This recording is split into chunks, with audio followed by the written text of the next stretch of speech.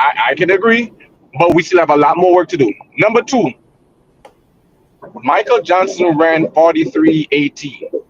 That's not by luck or by chance. Somebody coached you to do that. You're not just going to go to every and any coach and get you that. That's like saying anywhere Melissa Jefferson went, should have ran 10.6, or anywhere Shelly Ann went, should have ran 10.6 as well, or anywhere that what's her name, Elaine Thompson ran, should have went to should have ran 10.5. No, the coaches I believe do not get enough respect, because a lot of athletes, once they leave from under a particular coach, their times plummet.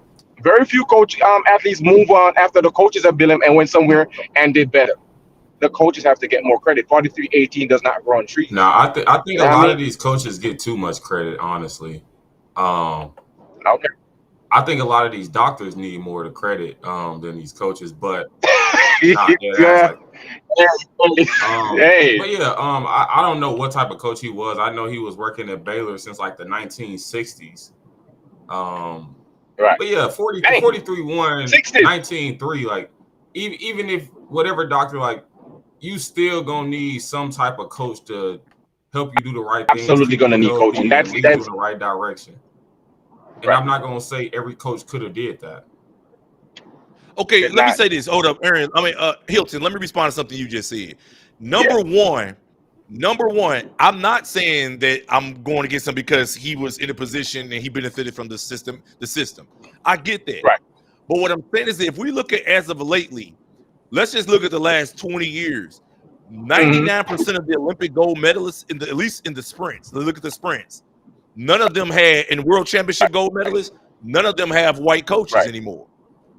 The days of Donovan Bailey, remember 1996, a white coach had damn near every Olympic champion on the men's side, on the sprint side. Gotcha. Had the 100, except we had the 100 with Dan Pfaff, had the 200 with Michael Johnson, Clyde Hart, and the 400 Michael Johnson and Clyde Right. Hart.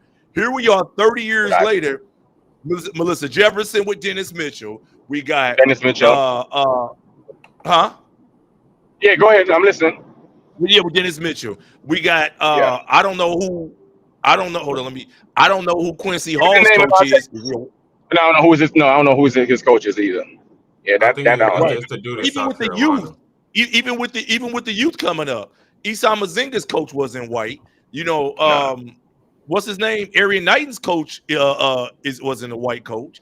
Like these guys are being bred or whatever by black coaches now. I'm never going to give a guy like Clyde Hart any props because he is literally handed the talent. Michael Johnson was a high-ranking Texas athlete already from Texas. Right. Okay, he landed in his man's lap. So, as a matter of fact, we don't know how. Like guys like Charlie Francis got a lot of credit back then too because he bred Ben Johnson. But without drugs, okay, what did Charlie Francis give me another athlete he had? As a matter of fact, Clyde Hart only got Jeremy Warner, and he only got Jeremy Warner, who was also already a 20.4 guy out of high school, was already a 45-second guy in high school. He fell in his lap because he knew Michael Johnson went there. So he wanted the access to Michael Johnson. You can't give me nobody else that he's had. Darrell Williamson? It's a yeah, and he was Darryl, wasn't he a world junior champion in 2002? Was it?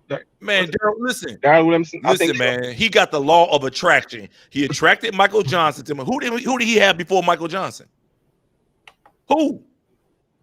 I mean, you got to start Come on, somewhere. bro. Facts. It might have took it that long to get the experience. I'm not making that as any excuse, but I'm saying, like I said earlier, 43.18 does not grow on He got trees. one. Listen, Does he not. got 143.18. It's not like he's like a John Smith. Jeremy Warner did 43.4, didn't he? Or 43.6? Say what? Jeremy Warner ran Jeremy 43. Warner like Jeremy Warner 43.5, ran 43.4. 43-4, yeah. 43.4. Well, what I'm 43.4. Yeah. saying is that he got the cream of the crop, but he only got it because he got Michael Johnson. And we don't know what else was involved in that also. He got Sonya Richards, but Sonya Richards was already like a world junior champion when he got her. It's not like he got the Tyson Gay type. Like when Lance Brawlman got Tyson Gay had ran 10.46 and like 21.2. Okay, and he developed these guys. Gotcha. When he got Shawnee Miller, look what Shawnee Miller was. When he got most of these people that he developed. When he got Bernard Williams was a 10.4 guy and made him into a 10.0 guy. Lance Brawlman. So as far as white coaches I give Lance Brawlman his props. Because he actually got people in development. and he got many people. Right. But No allows.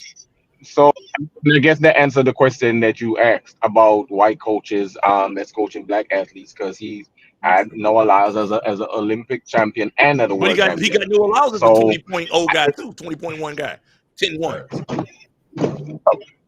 so I try not to get too much into the ethnical part of it. I think who you coach with is solely a decision on I you don't trust and white what your beliefs coaches. are. I don't trust them, especially from that generation. This man, Clyde Hall was born in the 1930s. That means by 1950, by the time Brown versus Board of Education came about in 1954, that desegregated the Right. schools, he was already indoctrinated. Do you believe that this man just happened to grow up loving black people, appreciating black people, and then just happened to get Michael Johnson? No, he grew up before desegregation Let, of schools. let me ask you this. Let me ask you this, not to cut you because I hate I to hate cut dudes people like off, that. and I'm not trying to.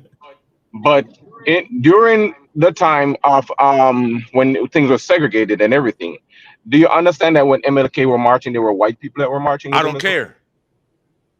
Man, I'm Clyde just Hall was saying. one of them So people you out can't there with just. Martin.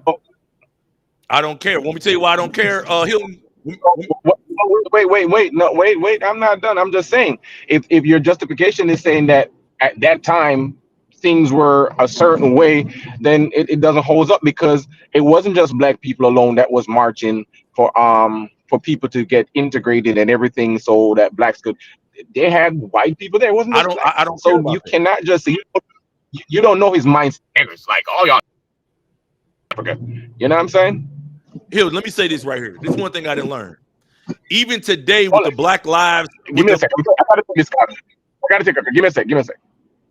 okay, and let me say this, y'all, because I want to make sure I'm clear on this. Even today, with the Black Lives Matter things, when they've been having those marches, especially in 2020, there are white people in those marches too. But guess what? Some of those white people who are in the marches, even with Black Lives Matter, I know them personally. I know things that they say behind the scenes when they're not doing marching for publicity stunt Man, they or to got make it their seem like they're own. cool. They out there pushing their own agenda. They put out there pushing their Yeah. own agenda. And also, hold on. Let me Yeah. say this right here. And also, with me knowing those people, I don't judge you based upon that. I judge you based on like how you steer your children. And a lot of these white people who get in those positions, it's all good until they kids got to compete against these kids like Aaron Brown and Michael Johnson. Michael Johnson was smart. Aaron Brown right here is smart. And guess what? Once they look around, they say, wait a minute, little Billy doesn't automatically get promoted to the track team. He doesn't automatically get a scholarship now.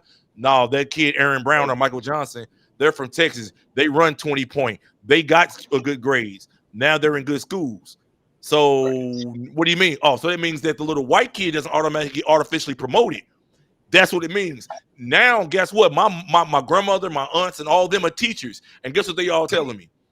These white Right. parents are now calling in to the superintendents and whatever to try to get these black kids banned out of these school districts. Because why? Because guess what? You serious? Their little white kids don't get these positions no more as quarterback, as receivers, as track athletes. Facts. That's what I happens. didn't- Listen, and I'm 90% of the women in my family are teachers. Hey, Merle, gotta jump. My people showing up. Give me a sec. I'm gonna jump back on as soon as I can. Yeah. Got All you. right. I All got right. you. Cool. Yeah. You ain't So lying though. That shit do I be know. happening. Listen, 90% of the women on my father's side are teachers. She tells me about the phone calls that the superintendent gets, that the principals get. Hey, we need to suspend the black kids. Find a way to get them up out of here. Find a way to get them up out of here. They're mad. As a matter of fact, let me tell you something funny. Just the other day, I spoke to my high school weightlifting coach, who also who came from a baseball background, and he started teaching weightlifting and powerlifting at our school. He taught me how to be a power lifter, to be a state champion power lifter when I was 16, 17 years old. He taught me so much about lifting and technique and everything. Now, mind you, this is 25 years ago. Okay, this is a white coach. In the 25 years that have passed, I asked him, I was like, hey man, because he just retired. I said, hey man, I noticed that my high school records still stand 25 years later. I was like, he said, man, nobody's going to break those records. I only ran 10-4 and 48-1 and 30 and 21-4 all in the same day. Nobody could break that. He said, they changed the way in which schools can the suburban schools can get the black kids from the city now. So now it's zoned, so they can only get a certain group of black kids. So that's why my school records have stand for 25 years. This is what a white coach told me, right? A white baseball coach who was at the school 25 years told me, right? So in talking to him, I got a very good understanding that how much race and the way people are put in position matter. Because without us going out there and being handed to these white coaches, they were nothing. Same way applies for Clyde Hart. Clyde Hart was an absolutely average coach who was handed a great position at Baylor, not because of credentials. He wasn't a great track and field athlete himself. He wasn't like a Dennis Mitchell who comes along and had to be a multiple-time Olympian, multiple-time world champion, ran on world record relays. No, he was not. He wasn't like a John Smith who had the world record in the 440-yard dash back in the 1970s or something like that. He was not. He's not like a Carmelita Jeter who had one of the world's fastest times ever, who she now at the UNLV. Clyde Hart had no credentials. The white coaches have no credentials. Even if you look at it too, Michael Johnson went to Baylor, like the late 80s? Yes, like 86. Yeah, because I know like Robot and them was racing ball in high school, and that was like 84, 85. So he went to Baylor like late 80s, but Unc was there in the 60s. So for 20 years, who came about? Yeah, I feel like 20 years is a great sample size to prove yourself with at least one person. And he had nothing. And guess what? He just happened to grab an athlete who was born after Brown versus Board of Education desegregated the schools. So now, by the time we get to the 1980s, voila, he get Michael Johnson. Yeah. You get what I'm saying? So I'm not giving this guy no credit. If anybody want to prove me wrong, I'm on my Charlie Kirk time today. Come in and prove me wrong. Here's the link. Because I just don't look at this guy as a hell of a coach. I'm happy he's gone. I'm happy that I'm happy he's gone. We're getting rid of the old generation. The old generation of these coaches were all trash to me. They don't understand biomechanics. They understand European body style biomechanics. They don't understand real coordination and motion. How you gonna understand all this stuff? You don't even have it. How you gonna understand the way the body moving? You don't have it, and that's why now a lot of the coaches like a lot of kids like Lucille Tabogo. Guess what they're doing? Avoiding college altogether. Like, wait a minute, Shelly Ann Fraser Price, Usain Bolt, Elaine Thompson. These people didn't come to American colleges and run under a bunch of white coaches who gonna run them to the ground. American college is gonna have your ass rolled. That's what I'm saying. This is all they overtrain you. They don't understand coordination. They don't understand rhythm. They don't understand the human body. Yeah. Stevie, if anybody want to come, you could click the link and you could come in and prove me wrong. Prove me why Clyde Hart is a hell of a coach. Prove me why any white coach out there is a hell of a coach. They're not.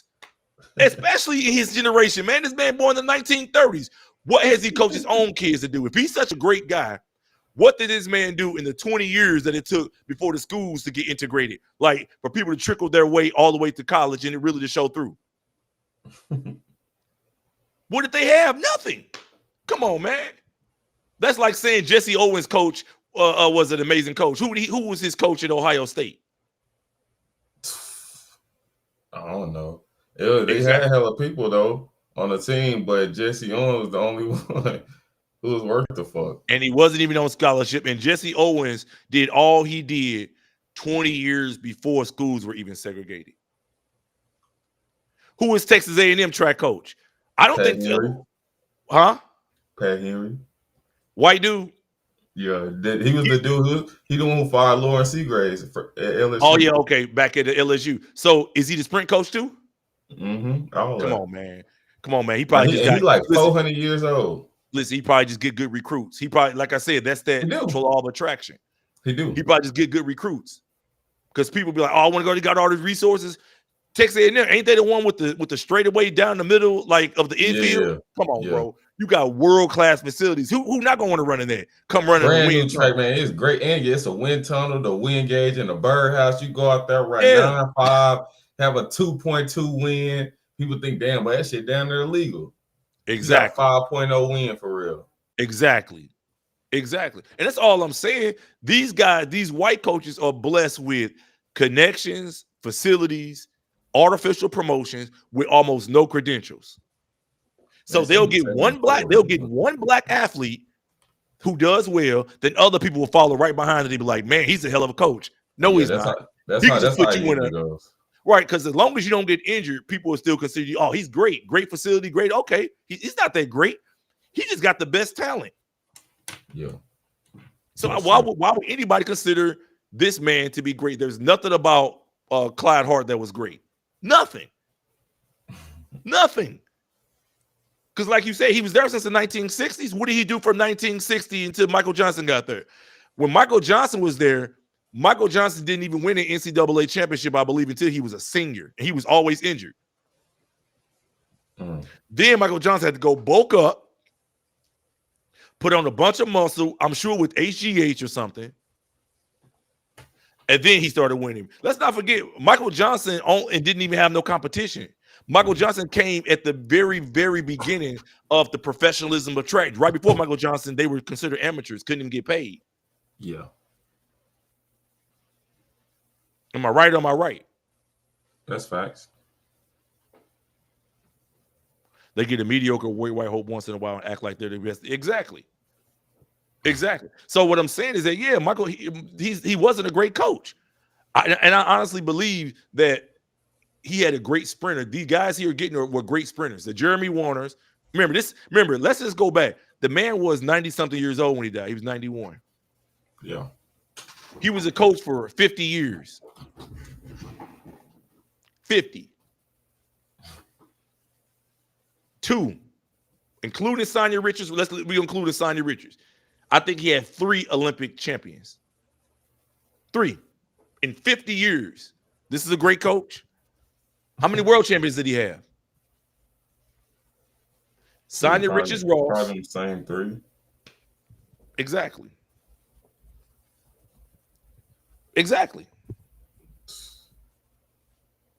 And Sonia Richards Ross, guess what?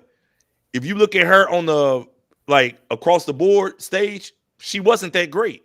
She just came during a drought in 400-meter talent. Because right before Sonia Richards won in 2012, go look at what was going on before Sonia Richards became pro in 2004. Girls were winning Olympic titles in 48-2. Damn. Go look at 92, 96, 88, 84. You weren't winning no Olympic titles in 49 something. Are you crazy? Yeah. So Sonia Richards came through when there was a bunch of slow times being run. Yeah, she ran 48.7, but American track and field 400-meter runners have never been that great. True. Go look at the history. That's true. Even the girl Valerie Briscoe Hooks. Valerie Briscoe wasn't that great. She came when Valerie Briscoe won in 1984. She wasn't the best in the world. It's just the fact that the European countries had a boycott in 1984. That's how she got the double. She didn't have the fastest time in the year. And going to the Olympics, her best was like 49.7 or something, 49.6. She just happened to go to the Olympics with no real drug testing before that. Yeah. And run 48.7 and never ran sub 49 again. Damn. American track and field women in 400 aren't that great. They never have been. Facts. That's facts. I mean, the record was only 48.9, 48.7. Before Valerie Briscoe, what was it? Probably 49. What up, crew? Studio, you want to join? Hit the link. But I'm saying 400-meter women have sucked. So Clyde Hart getting Sonia Richards to go 48.7, that's not impressive. As a matter of fact, if you go look at Sonia Richards' resume from 2003 all the way till she stopped in 2016, she was hands down probably America's biggest choke artist ever.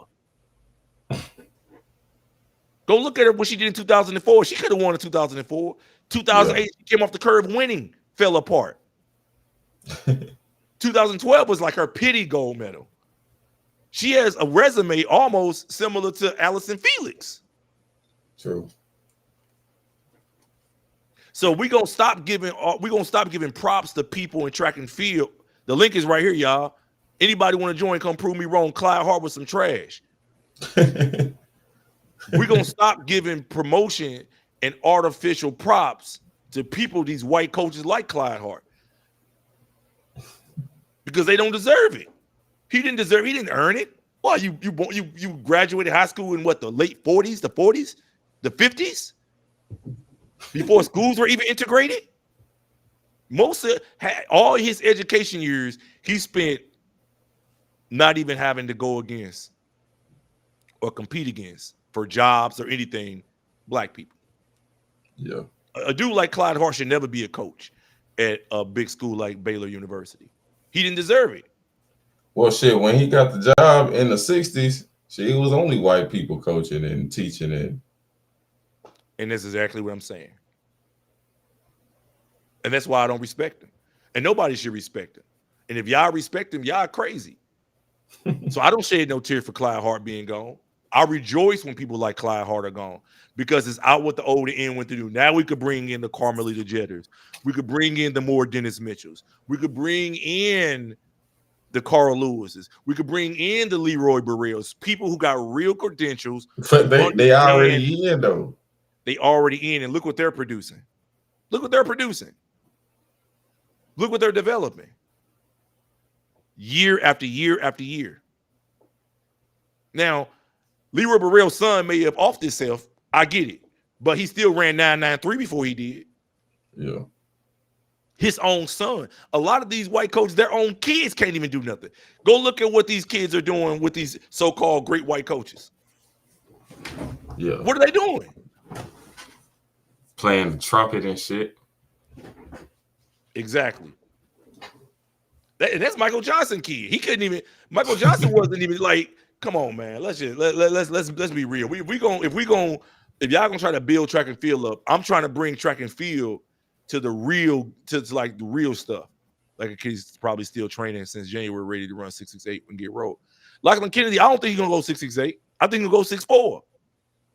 Lachlan Kennedy is the personification of white mediocrity, artificial promotion. Y'all automatically put these white kids and white athletes and white coaches on high pedestals for doing what a black person does on average. Man, you would have thought he would have won an Olympic final in the 100. Bro got silver place indoor. Exactly. We saw with nobody there.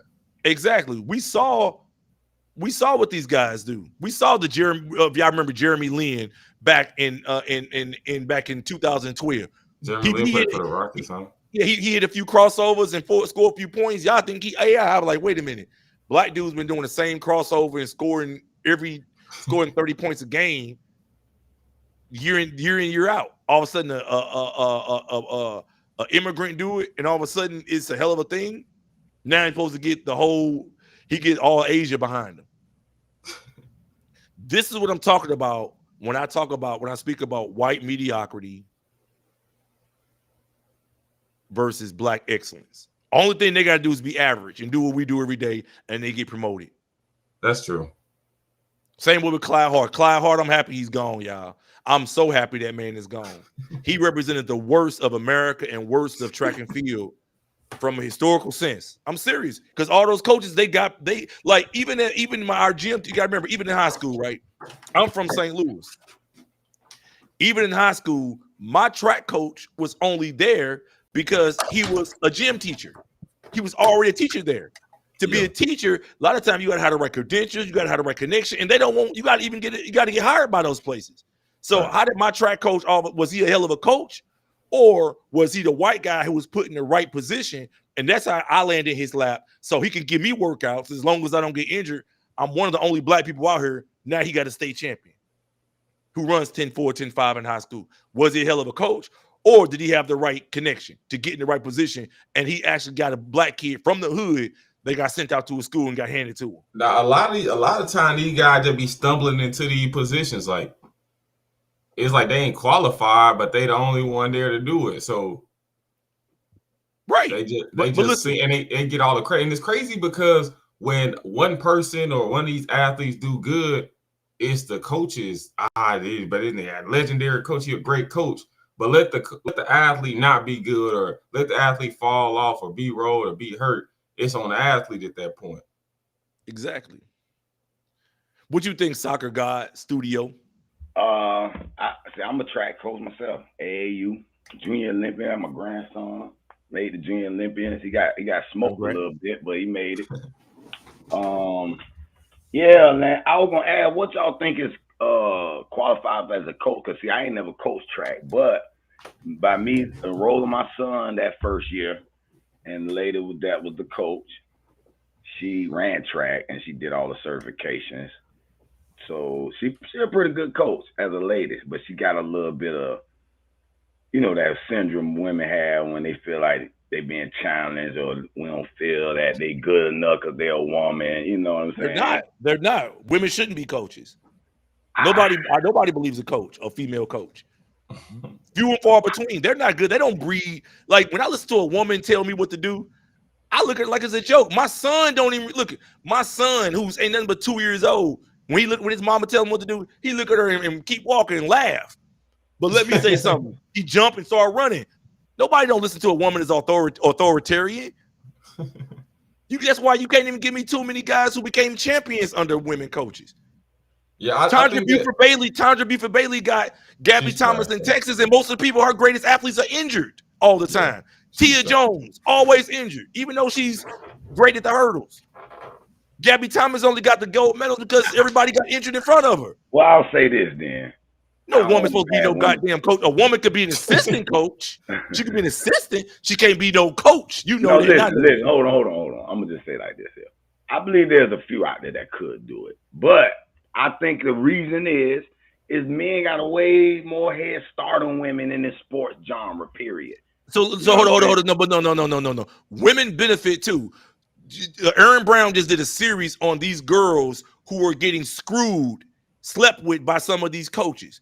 A lot of these coaches put these girls in positions because they're women. Think about it. A girl really got it a lot easier than a man. So right now, a girl could be cute and be a part of a training group who's not that good, but because the coach want to put pipe in her, like, I'm gonna keep her around. What, she an 11-2 chick? Well, that's keep her around. So you still in that room. You bigging up the men and saying, oh, ain't nothing but the men, but damn, the men doing this shit. Nah, come on. So what? Ain't nothing wrong with the coach screwing his athletes. If I'm 45, bro. No, bro. If I'm 45 years old, you said it though. Let me finish. That coach, because she piping this woman, gonna let him run, gonna get her, let her beat in the foreleg, and she ain't good enough. The team got a problem with that. What I'm saying is this. I'm not saying put her on relays, but what I'm saying, if I'm a 45, 50-year-old man, I may have a wife and kids, right? My wife getting old, she nagging me, she irritating me at the crib. When I go to coach, I get to look at a bunch of 22 to 25-year-old and 30-year-old young tenders all in good shape. No matter what their talent level is, I get to walk around and see these bad young chicks in perfect shape, nice body, six packs, all day. Of course, I'm gonna get in them guts. I'm gonna fuck my athletes too. You stupid if you don't. No, I get you. But listen, you mean to tell me you wouldn't? Hold on. You get to watch these young tenants walk around. I'm getting them pregnant. I'm doing all that. I'm with all that. Just wanted to get. Hold on. Don't forget. Now we were just talking about just like Lauren Seagrave was doing. Too now, huh? We were just talking about school athletes too now. So I'm not talking about high school, but I'm talking about collegiate. You're talking about once they become Olympian and all that. Yeah, I'm talking about once they become. Yeah, I'm talking about once. But the thing that Aaron was doing, that was on collegiate. By the time they in college, they grown. You legal, you grown. A little bit. Yeah, but I feel like it's kind of strange. Like, bro, if you start recruiting this girl when she's 16 and you start sleeping with her when she's 18, 19, like you probably down there been wanting to do it. That's why I feel like with Jackie Joyner Kersey and Bobby Kersey, it's kind of weird. Like they recruited her out of high school. Listen, let me make sure y'all understand. There's nothing illegal about pedophilia. Let me remember that. There's something wrong with it. No, listen to what I'm saying. So I'm not saying it got to be even illegal. No. Listen, let me make sure I'm clear on this. Pedophilia is an attraction to young girls, right? There's nothing illegal about that. As long as you have right? control of your attraction, what you saying? Yeah, you have to control your attraction. And let's remember this. People, the ideas have changed over the last 100 years. You got to remember, 100 years ago, a lot of our great grandparents were moms and wives at 13 and 14 years old. Let's not forget that. Okay. So now they'll indoctrinate you to make you believe, man, if I'm 21 years old and I'm messing with a 16-year-old, now I'm a creep. When truth of the matter is, 16-year-old, my mother was 16 years old. Guess what? She was already a mom at 16. She had 2 kids and married by the time she was 20. So I keep that what the natural human body and human brain wants and what it can do. Remember, a girl can reproduce at age 13. Let's not forget that. But I'm not saying it's okay to go mess with kids. I'm not saying it at all. But what I am saying is that if a coach is in that position to date his athletes and she is legally of age, then I don't think nothing wrong with it. And I think a man will be stupid to sit here and pass that up. The musicians do it all the time. You can't tell me the musicians, a lot of those girls who were musicians and R&B singers, they're models and everything else. They come in that studio looking cute with no talent like Cassie and a lot of these other girls. Yeah. And you be like, man, I want to get in these little girls. I want to get this girl. You right, though. That's a natural human reaction. You could be working somewhere in the office and always around this person. And y'all you like, man, was she 19? Oh, I'm on it. I'm on it. It'd be hard trying not, like, I go to these track meets and it'd be some high schoolers, 16, 15-year-old. I'm like, boy, don't be looking at that, man. Yeah, because like, because of what the law is today, you will be in prison. Man. But what I'm saying, but the natural thing is for a man, like if you just go by what natural without putting all these laws and getting indoctrinated and all that, no. But you still got to obey the law because you don't want to. Now you'll be on the sex offender registry and mess up your whole life. Like the Coach D situation in Miami. Miami Gardens. Was messing with the one girl, right? All throughout her career. And then the sister, that girl didn't tell on him. Yeah. He started messing with a sister who told on him. And then it all came out. Bro. That's what I'm saying. He got caught on camera, like walking through the house and everything. So, but that's okay though, because I mean, if you've been trust to coach these kids since they was 13, like I go pick up my kid athletes. I go in their house, come on, Kamari, they young, you know what I'm saying? There's a certain trust that got to be had. You know, right? But I mean, but the truth of the matter is, I don't automatically. Like Aaron did the thing, like, oh man, you a predator because you're messing with your athletes at this school, whatever. I don't think so. I'm like, that's open. Now there are rules again. Think about it. In most other institutions, I'm not saying you're a predator for messing with your athletes. I'm like, if you forcefully doing it, dog. Listen, Aaron, listen. Yeah, there's a whole mentality about it too now. I'm in my 40s. Listen, I'm in my 40s. You know how many women actually I know have actually been forcefully like assaulted like that, SA, you know how many? Like almost none, because I don't think it's a situation most of the time where a person is forcefully. I think what happens is she say you can put the tip in and the dude go balls deep. You know what I'm saying? She say pull out, you don't, and now she say now I got to deal with this. You know what I'm saying? That's what I've seen. Even when I was in college, it'd be we drinking, you drinking, or whatever. I only want to do it a little bit. You go all the way with it. One of my baby mamas used to do me like that all the time. She was a church girl. And we be into it. She'd get scared of him. No, stop. I'm like, what? But I used to be like, all right, then, bitch. I'm out of here. But she used to do that shit almost every time. Like, what's we going to do it or not? Right. So a lot of those guys can easily turn into a situation now. Oh, now you got the sheriff people kicking your door in, talking about they want a DNA sample and arresting you, because that can easily go from it was consensual to I was forced. So that's what I'm saying. So most of the stuff, like you rarely hear about as far as black dudes like hitting somebody over the head, dragging them off into the bushes and doing that. That's not what it is. It's usually I'm messing with this dude. He started going back to this chick, and then they want to put a case on you. And mind you, my full-time job is in the legal field. So I see case after case after case.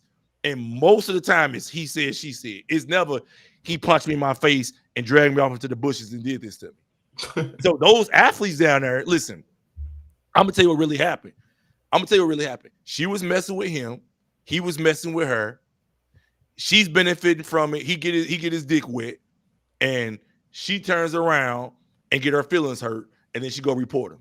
That's why it's always years later when they broke and bitter that they come out with it every time. Now if she report that, listen, if she reported the next day, then I believe her most of the time.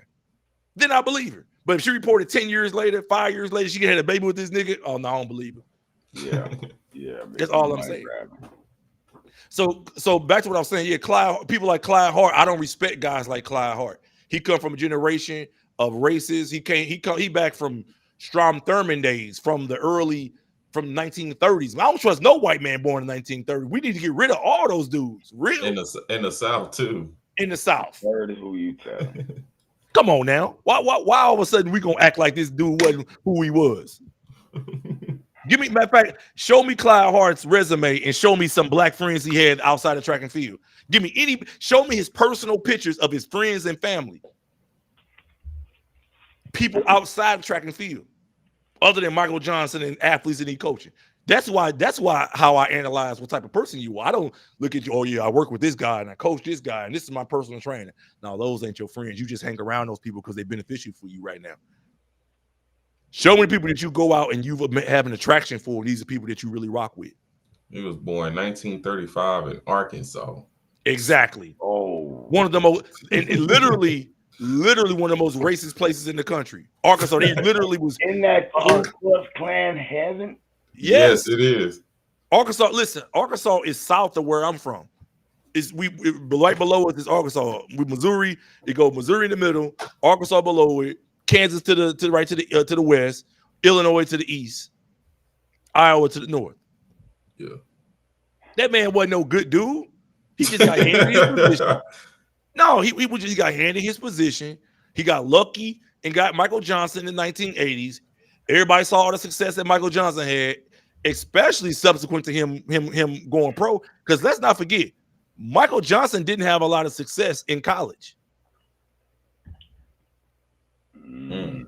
Give me outside of Michael Johnson winning his NCAA championship and like 20.5 as a senior. What did Michael Johnson accomplish in college? Michael Johnson could have left him and went to John Smith, but he didn't. But like I said, go tell me what Michael Johnson did in college that would make everybody else want to follow behind Michael Johnson and go to Baylor. No, what it was he was still training in Baylor, so it attracted people to come. Yeah. And people forget that.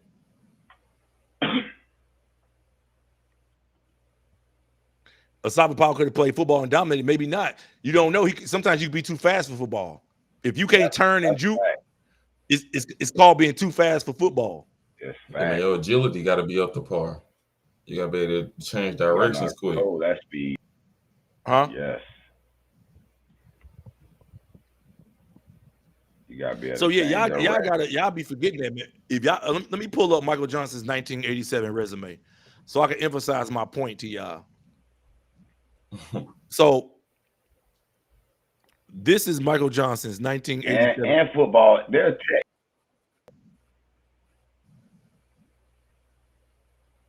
So this is Michael Johnson's 1987 resume. And mind you, Michael Johnson was born in 69. What was he born? 1969? 68? Probably before that. No, let me look. Michael Johnson was born no, probably 1967. Yeah. Michael Johnson was born in 1967. September 13th. 1967. So going back to 1987, his results when he was 19 years old. So this probably been the end of his freshman year. He had ran 20.4. And I believe he had ran like 21 flat in high school. So he was already showing signs of being talented. Now, he was a dweeb, but he still was showing signs of being talented. I know Roy Martin used to spank him in high school. Yeah. Roy Martin was, I believe, a little older than him too, wasn't he? Yeah, he was like a year or two older. Yeah, he's a little older. He went to my high school, bro. Them niggas had to been on drugs when they was in high school, bro. Of course they why wouldn't they be? Drugs was huge back then. If the pros was using, you don't think the college and high school guys knew about it? Roy Morton was muscular and everything. There was no testing for it. Bro, When did you hear about NCAA high school athlete getting tested back then? None. Yeah, that's even right now, shit barely happens. Man, we had some on our Reigns High School track team, 92 through 94. We had Larry Boston running 20. Jimmy Hackley was running the 47s. Yeah, but you also, we had. But you also got to remember you had a lot more pure niggas back then. Now a lot of the dudes who come up, they're mixed. A lot of these kids coming up, they're mixed or they soft.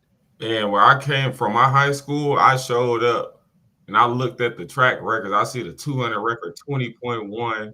I see the 100 record 10.13. And from 40 years ago, I'm like, bro, 4x4 that ran 307. I'm like, impossible. Yeah, we ran a 312. We had the state record here in Florida, Reigns. Dang. 4x4. But look, here go Michael Johnson when he was 21. He born in 67. This one he was 20, about to be 21 years old.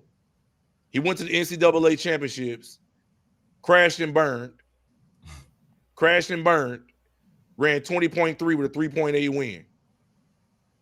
20.3. So he was showing signs of being basically back then a decent. He ran 20.07. Yeah, but that shit was in Austin, man.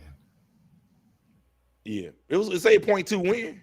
Yeah, but that's how that shit be out there. Yeah, okay. But when he went to he didn't go to nationals that year. This is 88. Actually, he pulled out of the Olympic trials. He was supposed to run at the Olympic trials in 88, but he didn't run in that. If you look at the start list, he actually didn't run. The Olympic trials was in Indianapolis that year. So he does that. He does not win an NCAA title. 1989 comes. He wins his NCAA title. 20.59. Indoors. Outdoors, because I know he ran outdoors. Oh, I'm sorry. He won his first NCAA title in 1990. No. Yeah, 1990. Now I remember. 20.31. I love Steve Lewis. Steve Lewis was amazing, but he had the benefit of the drugs in 1988. That's why he didn't do nothing after that for real. That's why I don't think he ever improved. So Michael Johnson, if you look at his NCAAs, or at least his college years, he always showed like promise, but it wasn't to after college in which he did all that crazy stuff. Yeah. 44-2. Like he was doing very good. But he was like he had the natural that year ability. He went crazy. Huh? 1990 he popped off. But that was his senior year. That was his first year fully being healthy. Yeah, that was his first year fully being healthy. And look at when his season started too. He didn't start running until May.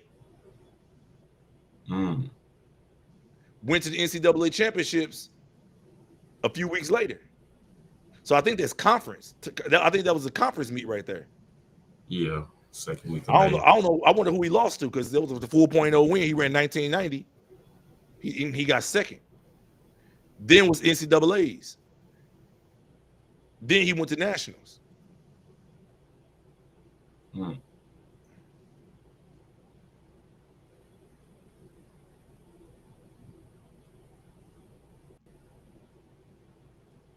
You feel me?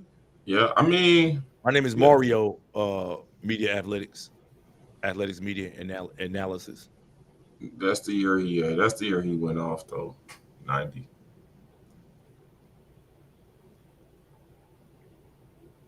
Yeah, he went off, but then he won the world championships the next year.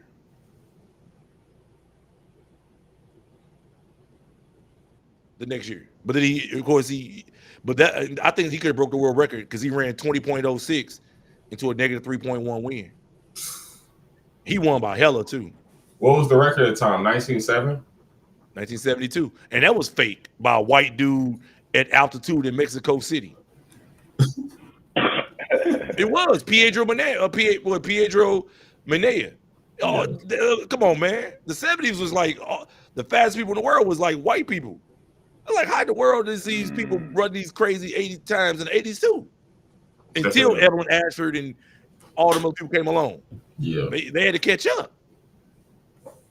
You know, Michael Johnson could have broke the world record in the 200 long before he did. Remember, it took him forever.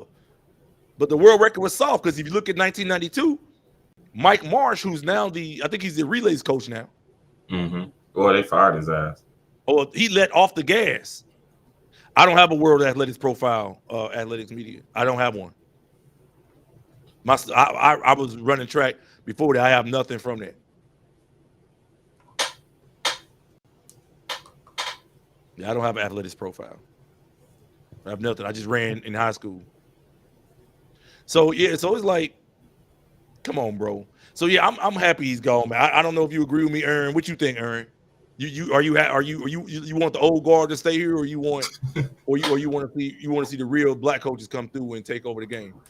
I mean, I'm not happy or not happy that he's gone. I mean, I don't really feel no type of way about it. Shit, and the nigga had no impact on me or what I got going.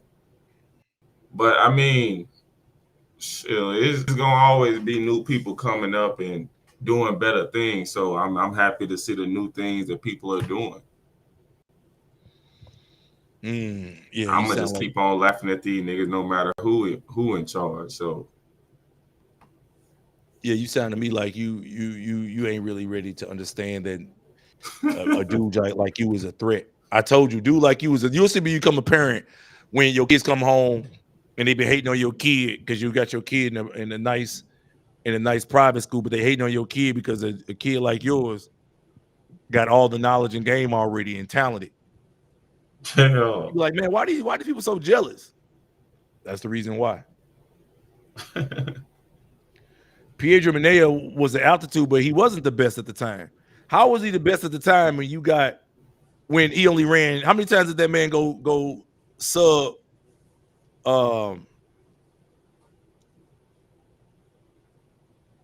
Go sub 20. Shit, go look at it. Huh? Probably 2 or 3. Pedro Manea, man, y'all crazy, man. Maybe. Pedro Manea went sub 20 twice in Mexico City. Damn. Twice in Mexico City, and one was hand time. He went once when it was hand time, and this is all in September of 1979. He did 1996 in Barletta, wherever that is. I don't know where Barletta is. Yeah, where's Barletta? I've never heard of that shit. Yeah, y'all gotta stop giving these people.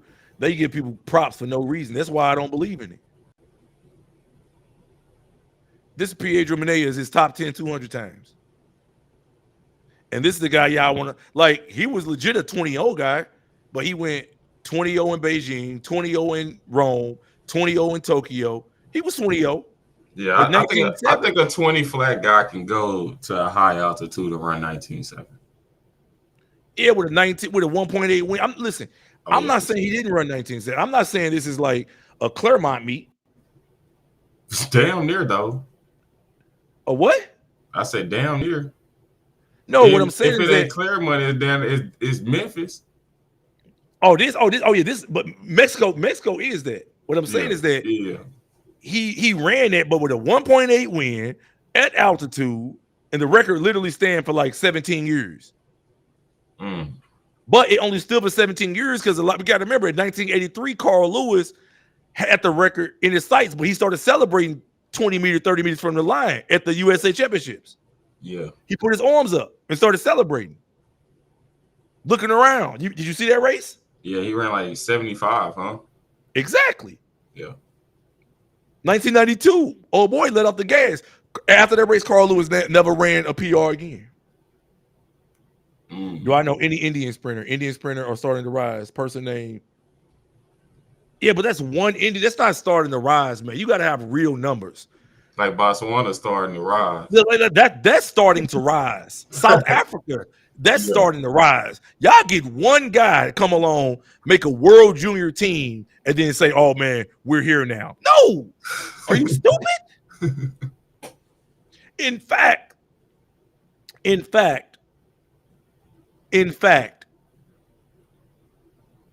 go look at the Chinese guy from that ran at 983. Do y'all know how many DMs I get about this Chinese guy running 983 one time and say, "Oh yeah, man, we're so good. He crossed the 60-meter line and did all." I'm like, okay, he ran 6:29 en route and got walked down, and then he didn't medal in the final. He got ran down by Ronnie Baker, Marcel Jacobs. He got ran down by a bunch of shit. Exactly.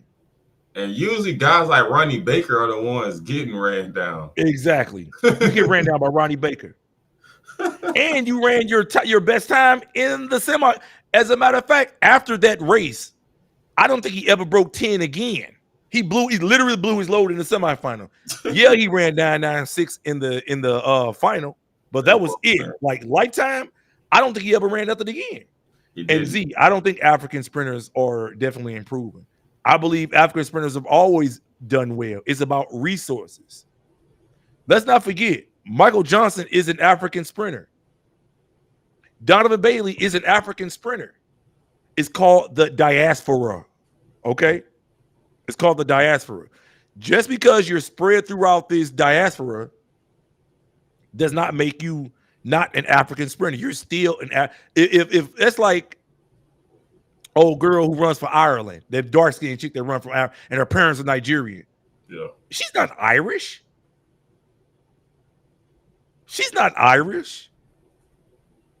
Gout Gout is not Australian. He's African. He's Sudanese. Mm-hmm. So these guys aren't resurging and doing anything amazing. No, these African people have always been the best. It's just about how much you invest into that. Your country, your people willing to develop in that. Yeah. Y'all got to get off of there. I don't know where y'all be thinking. But the Foundation of Black American guys, I'm a Foundation of Black American, but that is a segment, guys. That is a segment of the diaspora still. It's not to say, because we all have had different journeys historically. But I am a Pan-Africanist, but I'm also FBA. I'm also, because you can be both. Just because you're FBA don't mean you got to be against Pan-Africanism. You could be FBA and say, well, I identify the plight of FBAs, all right, and I try to push an agenda because we're here and do that. But I'm also Pan-African saying, hey, man, we should all join together and push ourselves that way too. Yeah. So that's just a different mentality. But let me show y'all something, man. Let's look at the 400 for example, because I think a lot of you guys don't really understand how much Clyde Hart really sucked for real. Y'all want to give Clyde Hart all these props, but he don't deserve it. He don't. Clyde Hart don't get okay. So look. This is the all-time top 400-meter list, right? And these are just performers, not performances. Wade Van Niekerk at the top, Michael Johnson being the second. Yeah. Clyde Hart got Michael Johnson and Jeremy Warner on here. Quincy Watts, who coached him? John Smith. Fred Curley, who coached him? Allison Champion, who coached him? All of these are sub 44 guys. Yeah. How many other people on here does Clyde Hart have? Even in the top, let's go top 100 all time. But shit, 2 in the top 10 though. Well, I believe he got lucky and got the number 2 guy. And I think the number 2 guy, I mean the The number 6 guy only came because he saw the number 2 guy, who was the number 1 guy at the time, right behind it. It was not like these guys were like spread apart. No, these guys were literally 4 years apart. Yeah. When Michael Johnson broke the world record in 1999, he had already had an incredible resume in the 400. But Jeremy Warner came out of high school in like 2003, followed right behind it. And Michael Johnson was already associated, was still within the Baylor umbrella recruitment program. Yeah. So let's not make it seem like the number 2 guy's presence, which Clyde Hart only got by luck, didn't affect the number 6 guy coming along and associating with Clyde Hart also. Yeah, that's facts.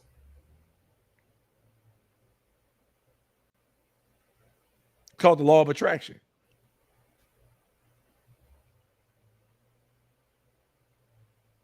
And that's why I say you can't show me, if you look at Clyde Hart's resume, show me a bunch of people on his resume like year after year. Like even if you look at Dennis Mitchell, a lot of these programs, Dennis Mitchell is showing, yeah, he got Sha'Carri when she was already a 10-7 chick, but his development with Melissa, she was a 10-8 chick. Yeah. He actually is helping developing people. People are actually improving. Now he didn't improve Christian Coleman. Yeah, but I think when you come and you already 10 years into the game, it's hard to develop you and keep you like improving. Who he developed that was who he got that was already 10 years in the game? Coleman, damn near. Yeah. But I don't think Coleman's race pattern without drugs is going to be sustainable anyway. He's not going to, I don't think he's going to, and we've seen since he came back, he literally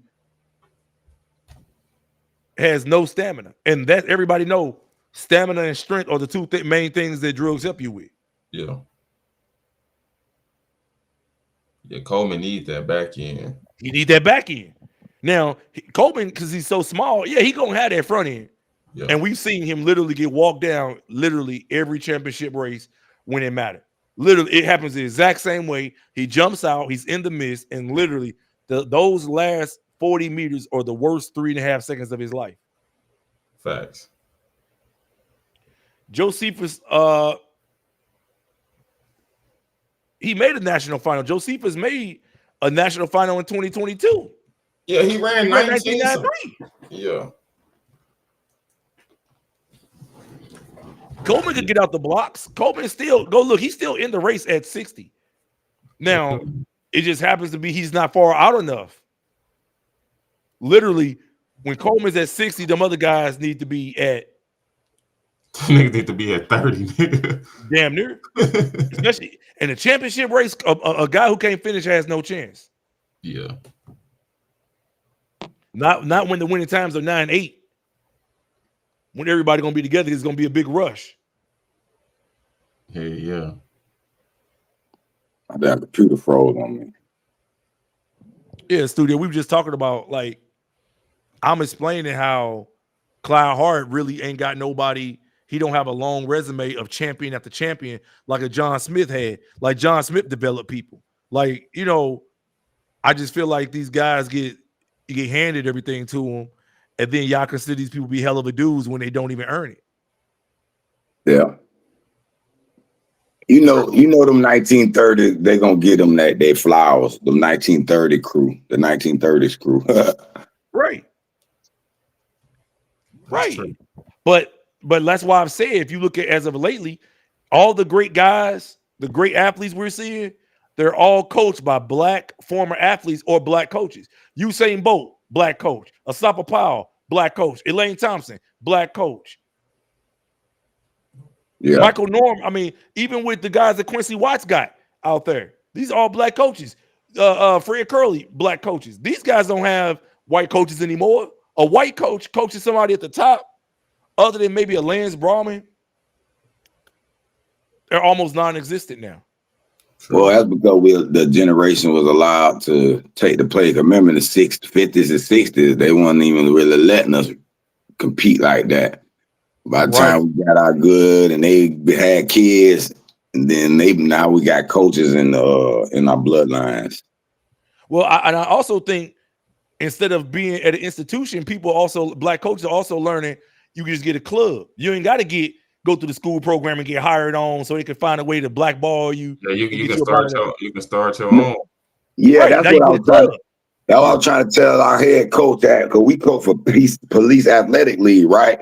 So each athlete had to pay $150, right? We had 50 athletes. Out 7,500, right? So when it was time to get that money together, go to Texas for the junior Olympian, it was like the account niggas. They ain't spun a dime. They ain't buy nothing. I said, damn, they probably put all that money with their whole organization. They ain't really, you know what I'm saying? I said, man, why we ain't starting our own little thing? So it's just a matter of getting our insurance and getting somewhere to practice at. So, well, I think getting somewhere to practice at is probably one of the easier things. Especially if you're in the suburbs, there are plenty of high school tracks you can find. You can go talk to people. No, that's hard though. You got to go through a whole little process. I looked it up. You got to have your insurance. Then you got to fill out the paperwork to the county school board, whatever. And then they got to negotiate the days and price. But it can be done. It's just a little process. They want about 2 bands a month. They want about 2 bands a month. Our coach used to sneak us. My club coach used to sneak us to the local high school, and we be at the high that school. was back in the day, though. They being a little more strict. They don't because see nowadays the high school like prisons. Yeah, like you can't get on there. You go into high school now, bro. I swear you'll think you in the county jail somewhere. Yeah. Like, got the glass doors. You got the going on. Yeah. Because you know something bad happened, you twist your ankle. Now, bro, say, "I'm suing y'all." Now you got to be liable. You let's say you run them stairs. You fall, somebody fall, hit their mouth. Now their parents just come and sue. Yeah, you got to have insurance. You got to have insurance. The insurance ain't that high though. I think it was the premium like 100, 200 a month. Not that much. But you know what, man? Keep it in 100 a lot. Like if I had my own, and this is the only reason why. Like I got 3 kids that are 3 and under right now. I got a 3-year-old, a 2-year-old, and a newborn. So I am looking at how I'm going to project the next 10, 15 years and guide them. So I'm thinking about actually doing some coaching and having a little squad outside of my own kids. You know what I'm saying? So the thing with me is I just go, I didn't got to be on the track every day. You can be unattached. That's the sweet thing about it though. Like you don't have to have these insurance. If you got your kids or somebody that trusts you to have, you can just register them unattached. Well, no, you start your own club. See what I was saying, use our own club, start our own club or whatever. And when we train, we do mostly grass. We don't got to be on the track because the track beats up your body. Yeah. Do track, do plyo stuff, do drill. Mm-hmm. We go to the park, set up some cones, set up some. It's a lot of stuff you can do just in free places where you don't necessarily need the track. Really, I don't think you need the track for real until it's time to do real track workouts. And teach something. So, well, when you're young, the young is a little different. Because when you're dealing with 7 and 8-year-olds, they gotta learn how to stay in the lane, and they gotta on certain days. But I'm talking about getting you in shape and all that. Well, you can learn. My daughter. Well, listen. 2 years ago, when I was in Puerto Rico full time, my daughter wasn't even 2 years old. Okay, and she knew she was running laps with me at 18 months old, and she stayed in the lane. The people, all them Puerto Rican people down there was on the track. This at 8:00 at night. Got the lights on the stadium and all that. Mm-hmm. They're like, who is this little girl? She was literally, she ran a whole mile at her toddler speed. She stayed in the same lane. We was out in the outside lane, lane 6, because people who was running was in the inside lanes. So, but she needed that track. She needed that track to teach her. Yeah, them little kids be forgetting. It's like they get on the track and just lose all sense of coordination. You put them in lane 5.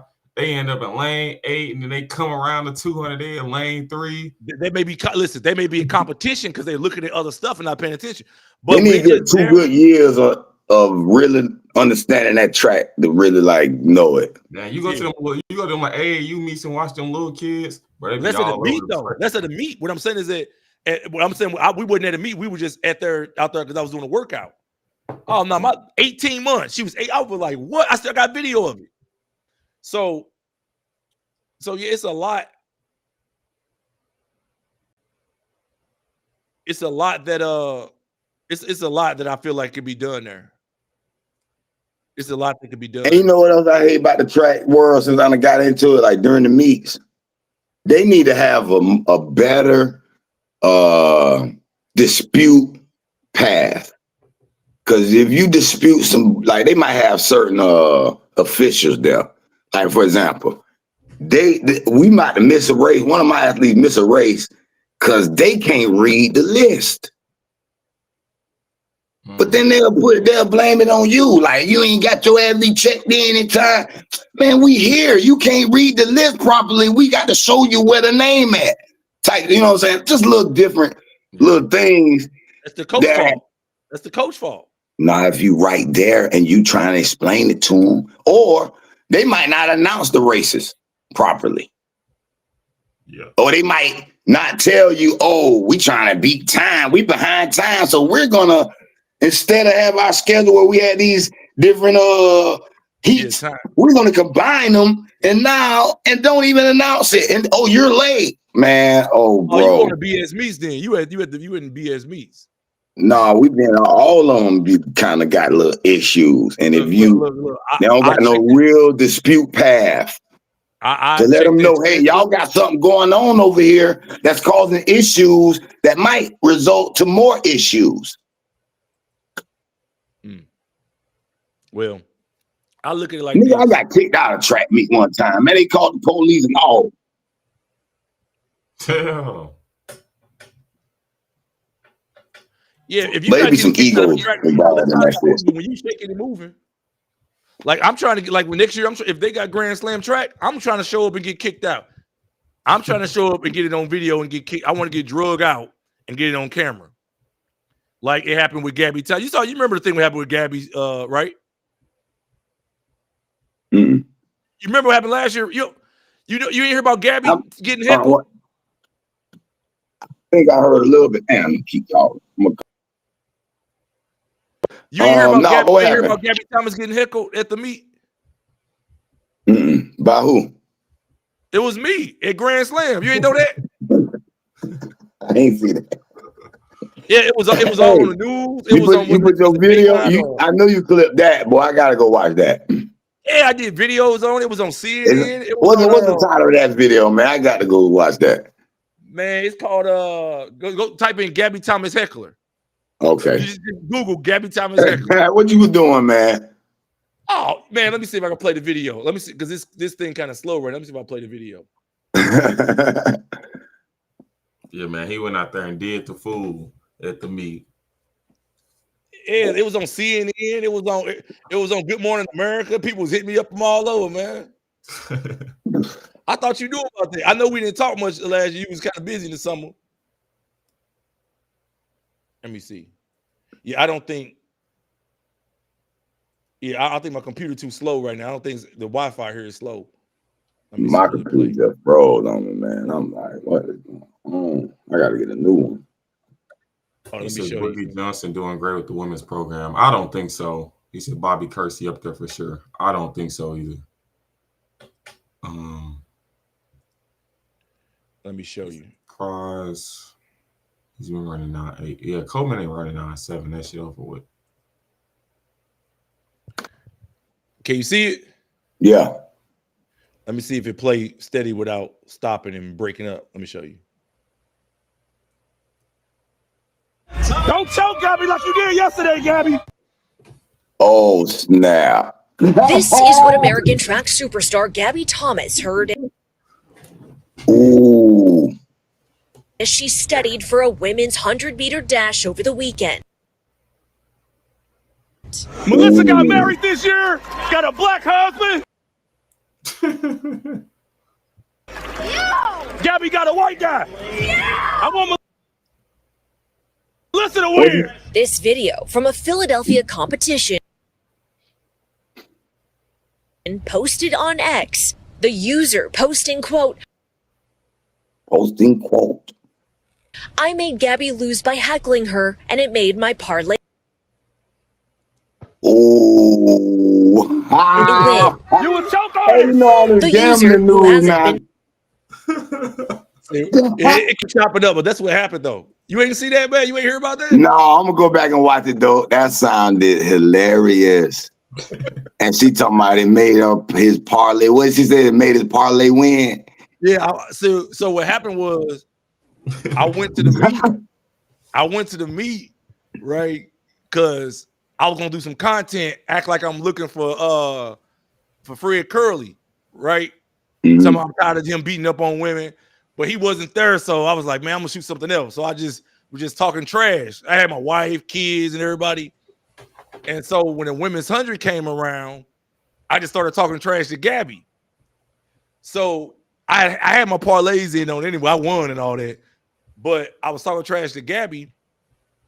And then when I got home later, I said, I'm trying to figure out who I can bait in to respond to some of the antagonistic stuff I was doing. Because I was talking trash to a lot of people. Yeah. I was trying to see who can I bait in. A few months prior, Aaron had told me that Twitter is where a lot of I got to get on Twitter and get involved because that's where you get a lot of like back and forth, a lot of commentary. Yeah. So I went on Twitter and she was talking about the race or whatever. And I had went on there and started bragging like, yeah, I made you lose. And I posted the winning and I posted the video of me doing it. So that made her respond. And everybody. What she said in her response, though, that's what I would. She lied in her response. She said, I followed her around the track meet and was screaming personal insults at her, which was a lie. I didn't follow her. I literally stood at the start line of the 100 and yelled at everybody. And I went to the finish line, was talking to people in the 400. I talked to the Nielsen girl who ran the 400 hurdle, the pretty little girl from the UK. But when Gabby went online to respond because she was embarrassed that she got blasted by Melissa in that 200 and 100, she went and lied. So when she lied or whatever, that's when I came back online and was like, oh, no. I got into it with her publicists and all that because they was lying on me, trying to make it seem like somebody was stalking. I'm like, how am I stalking you? I'm in the track meet. I only saw you once at the beginning of the start line. I saw you when she did a victory lap. She walked past me and spoke to me. But then laughed and smiled, and I posted the video, but she went and lied and said it makes sense she was getting stalked. So I was like, all right, man. That's how I knew. I was like, yeah, this one of them black bitches that try to put a case on you. That's the type of girl you met. She got a boyfriend. She come to your house. She want to do something real quick. You pull the panties to the side. You do what you do. She go home and stop by the police station and say you raped her. Thanks. That's the type of woman because she lied, just straight lied, said I was following her. And the media picked it up because they're like, why are you stalking people at meets? I'm like, stalking? I didn't follow this woman around. That's how the news picked it up. And they picked it up because I commented and said she married a white boy, and I support Melissa because she just married a black dude. That's the main reason why they put because that racial tone in it. They're like, oh, that's some good racial love. Exactly. But people so stupid, they don't know track and field. Only thing they look at is Olympic champion. They don't realize she's an accidental Olympic champion. She's not even she's a paper champion. Well, wait a minute. How did that happen? What you mean? How did what happen? This paper champion. She got the 200-meter gold medal, but she had to wait till Christine Mboma got banned. Elaine Thompson was injured and out. Sharika Jackson, who was routinely beating her by 3 4/10 of a second at every championship meet, after she was gone. So literally all her competition got injured or got banned. I got you. So that, like, come on now. If you only become a champion and you will literally lose, go look at every championship race she was in, and she lost every time by at least 3 4/10 of a second. Right. She was literally fighting for bronze medals, and if she had a silver medal, she was 4/10 of a second back. Right. She's never broken 21.8 outside of Eugene, Oregon. Okay. She hasn't broken 21.8 out of Eugene, Oregon. She's like out of and she got to do it out of lane 6, lane 7. Yeah. So I had this. People didn't recognize that. I talked to the media. I'm talking to CNN. I'm talking to Nightline or Dateline, whatever that shit is called. I had to explain to them. I'm like, do you recognize that this woman has never even broken 11 seconds in 100 meters? she had no chance of winning that 100. It was clearly a joke. Anybody who knows me and knows track and field, or even without even knowing me, who knows track and field, would know that she had no chance of winning that 100. So my parlay, me heckling her, had no effect on her losing that race. She was never going to win. Listen, she's about to be 30 years old in the next 2-3 years. She has never broken 11 seconds. Okay, legally. Never. She was going against a chick who was in 10-7 shape. Matter of fact, most of those women in that race have PRs that are faster than her. Dean Asher Smith, Melissa Jefferson, even Jaden Mays has run 11-0.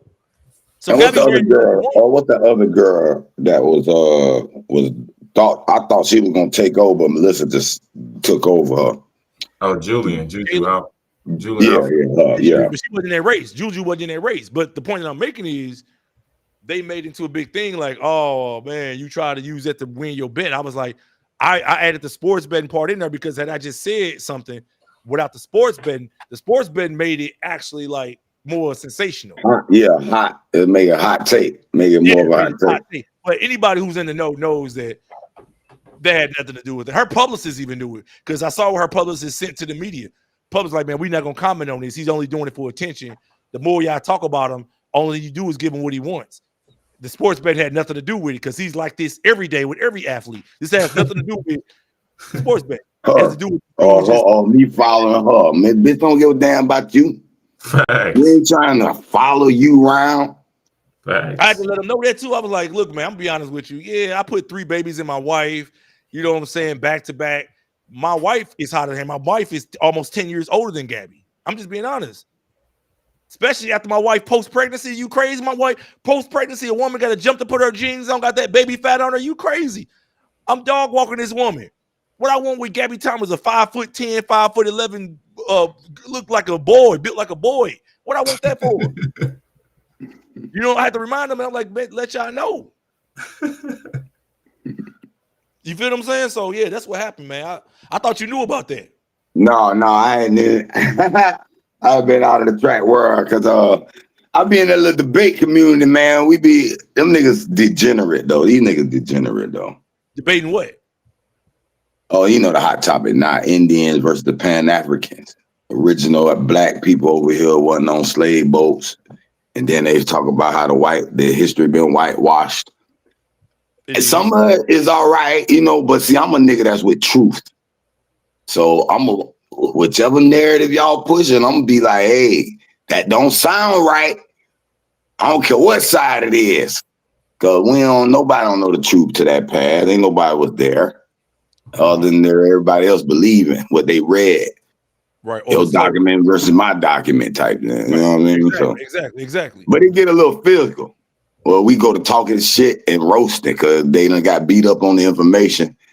So now they got a roast so they can get beat up on the roasting too. You said the Indians, like, you know, East Indians, West Indians. Okay, let's put it this way. When 1492 so-called Columbus came over here, Africans had already been over here with cities.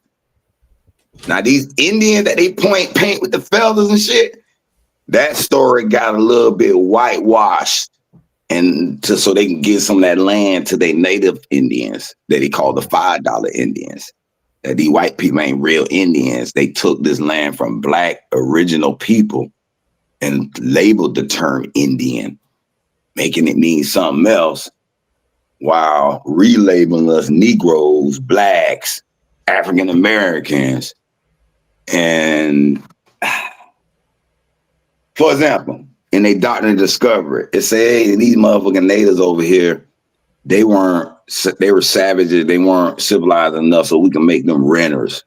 We can make them renters of the land. But they got another document that said, hey man, what his name is, Ben Franklin, all them boys came over here and they were like, oh, we love this great law of peace that these Indians, these 5 Confederate Indians, they got a little culture and civilization over here with a whole nother law group, a law governing system. We like it. We're going to borrow from it. And they made their constitution by stealing from these original peoples. And now when I look at the Southeastern black people, they just found DNA that's 15,000 years old that they don't even have records of it. So they can't say it killed the Clovis theory. It killed the theory that these ain't came from the Bering Strait and they Mongolians. Y'all lying. Right. It's been originally black people all over these worlds. And these white people knew. And they invaded. Spread them in Africa, spread in the Americas, claim they the first settlers of sea. Where y'all debate that, on Twitter? No, we be on YouTube. At Hey Roo the Guru. We be on Smoke Channel. They got a few channels out there. You ever heard of what the dude name is? Brother Sadnetta? Nope. The House of Consciousness. He a New York dude. They be going like debating Kemet. Israel, Hebrews, all those Muslims. Yeah. They get to the religion. Let me tell you my thing with all that. I try to avoid all of that because I like to talk about current stuff and I like to talk about solutions. So with a lot of people who reach out to me and people I talk to, especially with me doing my paralegal stuff, I like drawing my experiences and my professionalism, and I like to bring like solutions. The other stuff, the people just sitting back debating, ain't really my thing. But like. Go ahead. I ain't mean to interrupt you. I like working on stuff where we actually bring solutions.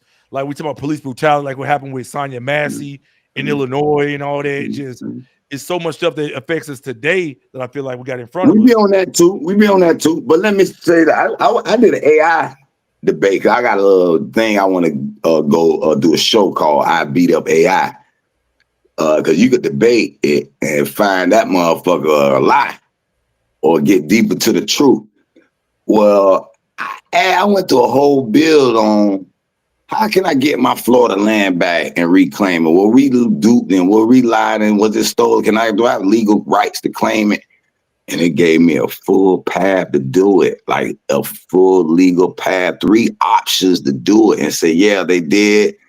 Do the different treaties and different was legally they legally did some paperwork to swipe out land from us.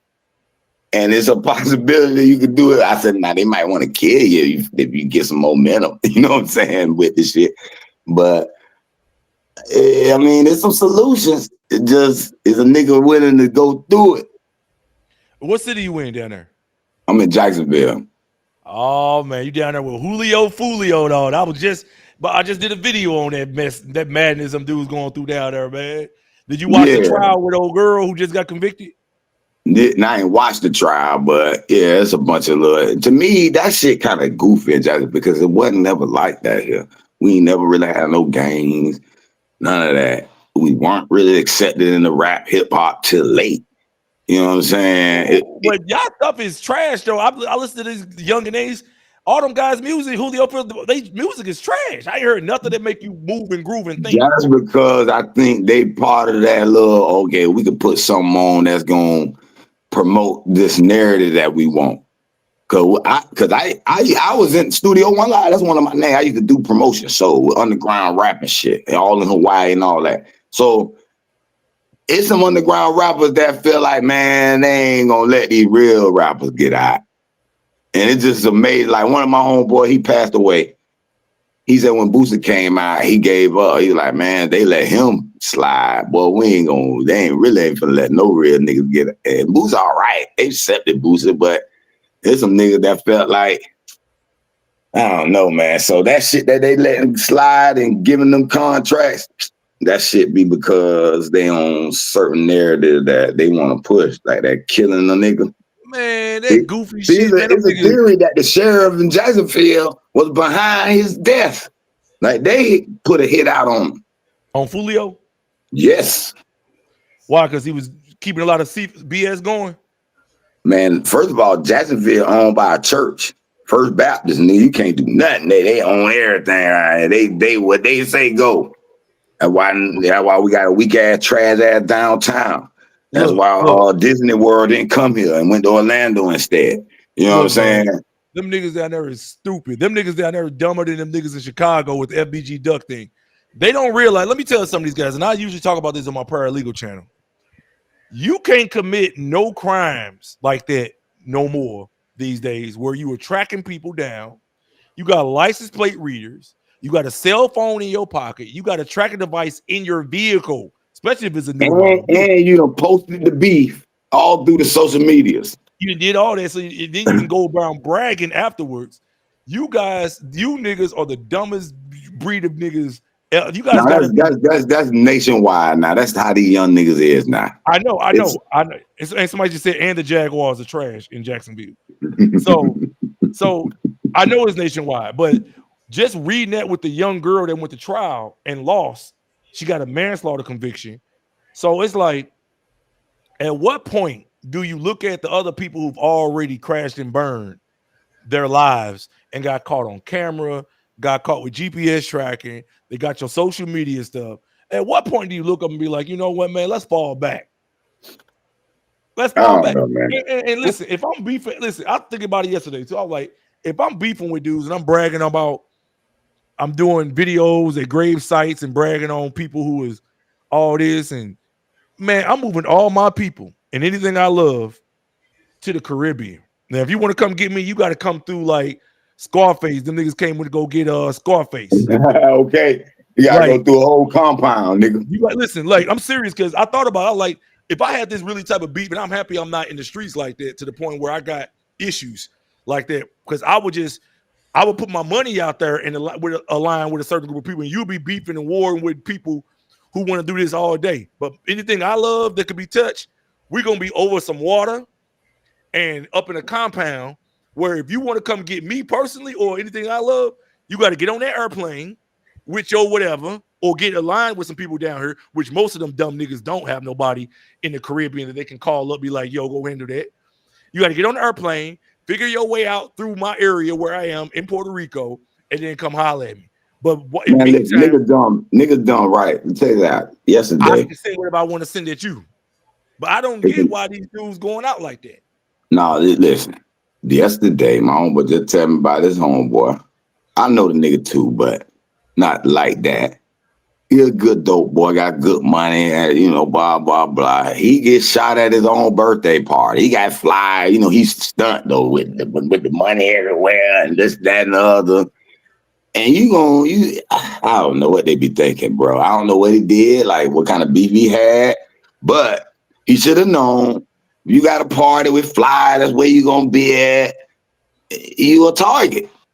And they shot him at his birthday party. Dead.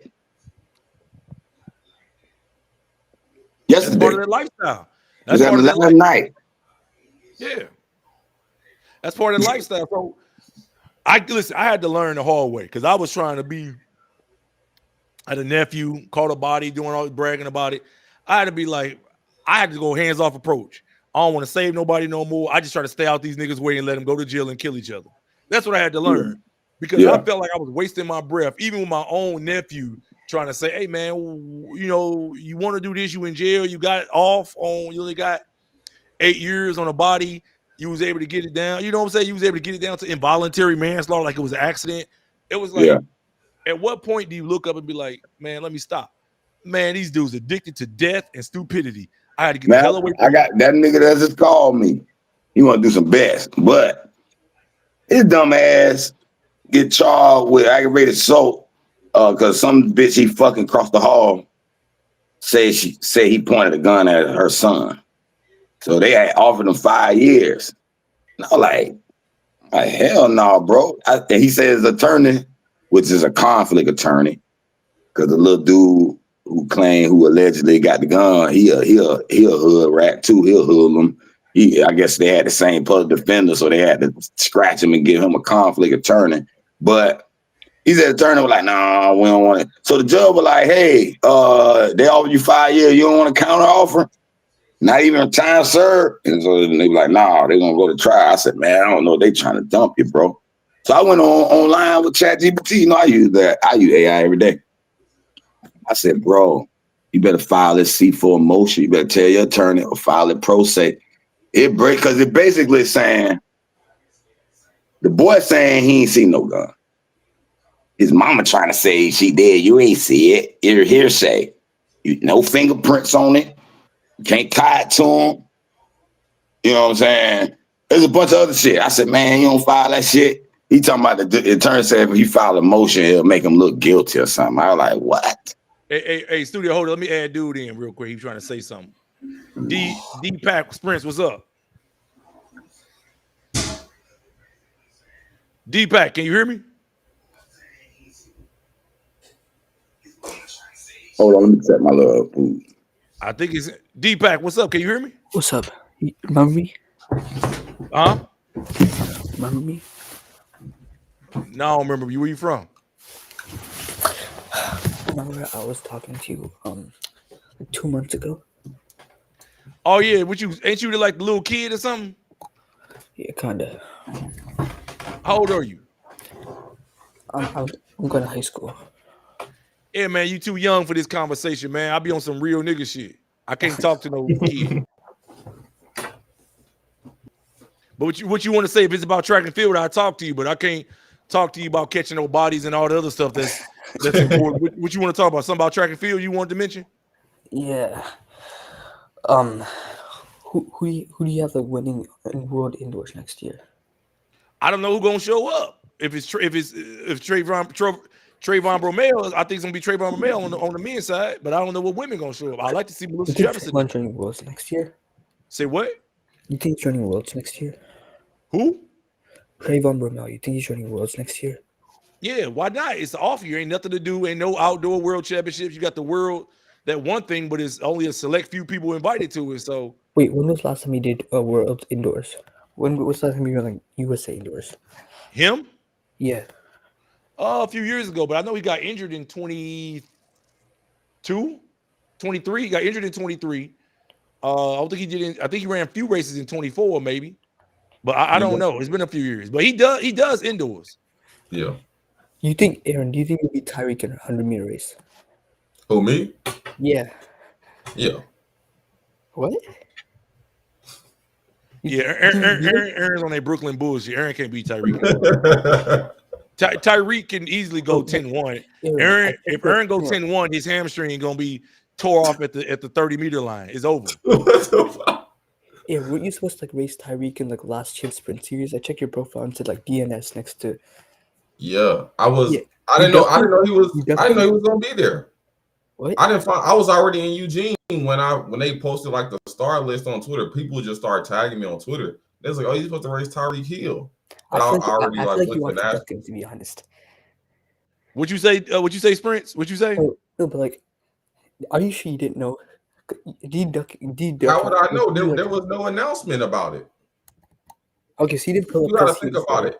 Me running fast or me running slow doesn't benefit me. Me just showing up, racing a guy. If I race Tyreek Hill, if I win, lose, whatever, I'm going to get paid for it. So why wouldn't I show up to that? It's like if they tell me, oh, we got you in a race with no hours tomorrow. If I win or if I lose, I'm about to make hella money from this race. Why wouldn't I show up for that? Hey, Sprints. Hey, are you a white kid? What's your ethnicity? Indian. You what? Indian. Oh, that's right. You're Indian. Oh yeah. So do you ever see my channel? why? Say what? Do you ever see my channel from like the comments? No, I don't look at your channel. What's your channel called? D-Pack Sprint? Yeah, that's the channel. No, I never looked at it. I can look at it right now though. What's your resume? You run track or something? I mean, no, but like, I mean, I've been only running it for like 4 months. I usually just watch it a lot. It's like, yeah, I just watch it a lot. I mean, I started like doing track like 3 months ago. Like 2 weeks after training, I ran like a 14, but like now I can probably like a 12 mid. A 14 what in the 110 hurdles? But that was like 2 weeks after training. Like I just watched track. I was like doing the sport. Oh, this you right here. Yeah. Oh, okay. I see now. You're a young Indian kid. So your problem is. How old you is, little bro? How old you is? What? How old are you? High school. 14. How old? Okay, because I'm a junior Olympian coach. I know like the time ranges and where you need to be at your age. I can run Like I can plug in like 12 mid right now because like it's been a while since I've been training. Like 2 weeks after training, I just decided to go to like a track meet. I ran like 14.3. 14.3. See, it says right here your PR is 14.3. Your 200 meter PR is but like 29.1. that was like first time training. Look, man. Yeah, you behind. You a little bit behind, No, but you just said you Well, just he's Indian, started. man. So I ain't He's gonna. Indian. I He ain't ain't gonna. got the genetics. Why you tell? He need to be focused on engineering. No. Some of them Indians. Some. Hey, There you D-Pack, go. Don't do listen, it like man. that. Listen, you need to focus on engineering, being a doctor or lawyer. But you got to remember, your culture, being anything other than that, you're considered to be a loser. You remember that? Unless you be one of the world greats, and you're not on par to No, be he's not gonna that be the right world's now with greatest, them man. He's times. Indian, man. They got the worst bloodline on earth. They're short, they're small, they have no muscle quality. No, they ain't got no word bloodline. They do. There's this what Cause Indian they closer to related to the But blacks than the listen, whites. they had a mutation of something. They went all the way left. They have no genetics. They No, don't. no, Listen, Bro, their women, their no. women are only beautiful. They got pretty hair and pretty skin. But look at one of their women, they grown women. Look at them in the bikini. They look horrible. They look horrible. I'm around them a lot. You talking about the body Yes, the body is wise? everything. They don't have nothing, man. They don't have they listen, go watch an Indian woman put her jeans on. They slide right on and they be baggy hanging off her body. They don't. Bangladeshi or Indian. I love Indian women. They're pretty, but really that's about it. They play good soccer. I like Boston King. Soccer's not about necessarily athleticism. Primarily, it's about sometimes playing with that ball, having that skill. Just skill based. Skill based. And then you throw athletic. I like Interkashi. D-Pack, I got a question. You know who that is? I got a question for you. What is your goal? Are you trying to be? What state are you in? Number one, you said the Bay State game. What's that? Boston. Boston. So you're Massachusetts. Yeah. What do you want to be when you get older? What do you want to go to college for? I don't know. I haven't decided yet, but your parents gonna kick your ass if you don't be an engineer, right? If you're not an engineer in your culture in America, you come to America, your country's a third world country, which you came from. Third world country. Your people over in India are suffering. Okay? Suffering. There's 1.1 billion people in India. Yeah, they half of them rich as fuck. Man, half of them live in suffer. poverty. The northern Indian people are doing better than the southern Southern Indian people. They got colorism going on. You have a fat nose. What you need to go be an engineer, man? Let's look at you in a white shirt. This is your 100-meter race. Let's look at it. I can run like 12 meters right now. Say what? That's a good increase. That let me know that you probably got another 1 to 2 second drop in you. If you just started 3 or 4 months ago, your body ain't conditioned to run. You might have natural speed. You just got to keep training. It's him right here. Ain't this you right here? Yeah, no, but that was listen to this. This is 2 weeks after I started training. Okay, that's not what I asked you. Isn't this you right here on the left-hand side? Right here with the mouth. Okay. Yeah, man, you look uncoordinated. Get that shit up, man. Go focus on. Go study thermonuclear physics. When my boy D-Pack run 10-3, man, I don't want to hear nothing. No, man, 100K, no. I'm not gonna let you do this, man, like that. You know why? Because we just talked about being a good coach have the genetics, man. And being handed already gifted athletes. You don't have the genetics. We at the PAL, bro. We got to know, bro. We got to accept everybody. And they be some goofy people. We be like, dang, boy, he ain't got it. But we done turned some of them into actual. No, I would step somebody in do it if I'm paying his parents. Listen, what I'm gonna do is I will let him into my group. If I had kids, right, that's of his age and they training, I'll let him train with my kids, but I'm gonna charge the shit out of his parents. Everything he do, I'm gonna charge him for a bottle of water at practice. I'm every week I'm gonna send his Indian parents a bill. Hey, D-Pack, is your parents engineers? What do they do? Are they doctors? What are they? What do they do for a living? Engineers. Exactly. How did I know? Guess what? I'm sending his parents a $2,000 bill every week to train and waste my time training this Indian kid. I'm not wasting my time with this dude. He don't got the genetics. Bro, all he gotta do is move up in distance. That's the man. No, I'm not even letting him on the see track Clyde team. against Con in Florida. I'm letting him be the water boy. He could be the water boy. He can go get drinks. You know, he can get massages, make him a trainer or something. I'm not letting you wasting my time, my resources on this dude, man. No way. Pack, all you gotta do is move up to the 400. Well, how you gonna have a track club and you ain't gonna accept this man? He got the money. I get you. I'm You gonna gonna charge accept him, this money, and you ain't but I'm gonna gonna turn him into an athlete. say what? No. He needs to go. He needs to go study What you thermonuclear want? Just physics. gifted athlete? You don't want to be a coach, Bro, a Listen, real trainer? I want to only train black athletes. I don't want to waste my time on kids who should be just studying thermonuclear But physics. wouldn't it look good if you could turn him into a legitimate sprinter? Wouldn't that look good on your resume? No, but he don't look like a sprinter, man. He look like a doctor or something. He's like a doctor. He should be doing it, man. He shouldn't be focusing on track. He don't got the genetics. He's not tall enough. He's short. He like a pipsqueak. He got off. He don't go. Bro, He don't got the genetics. Bro. He can run the 400. Man, do it. No, it's just a No, weakness. I don't know about that bow, boy. That bow brutal. 25 Brussels. Bro, all you gotta do is just keep moving up in distance. Hold on, look at this dude. Hold up. I'm being men's 200 meters. Number 1, we gotta have Robert Gregg. Man, he giving like his review and all that. I'll subscribe to his channel. But let's keep it real, man. I'm not wasting my time coaching no kids like this, man. Unless their parents are paying top dollar. That's what you do.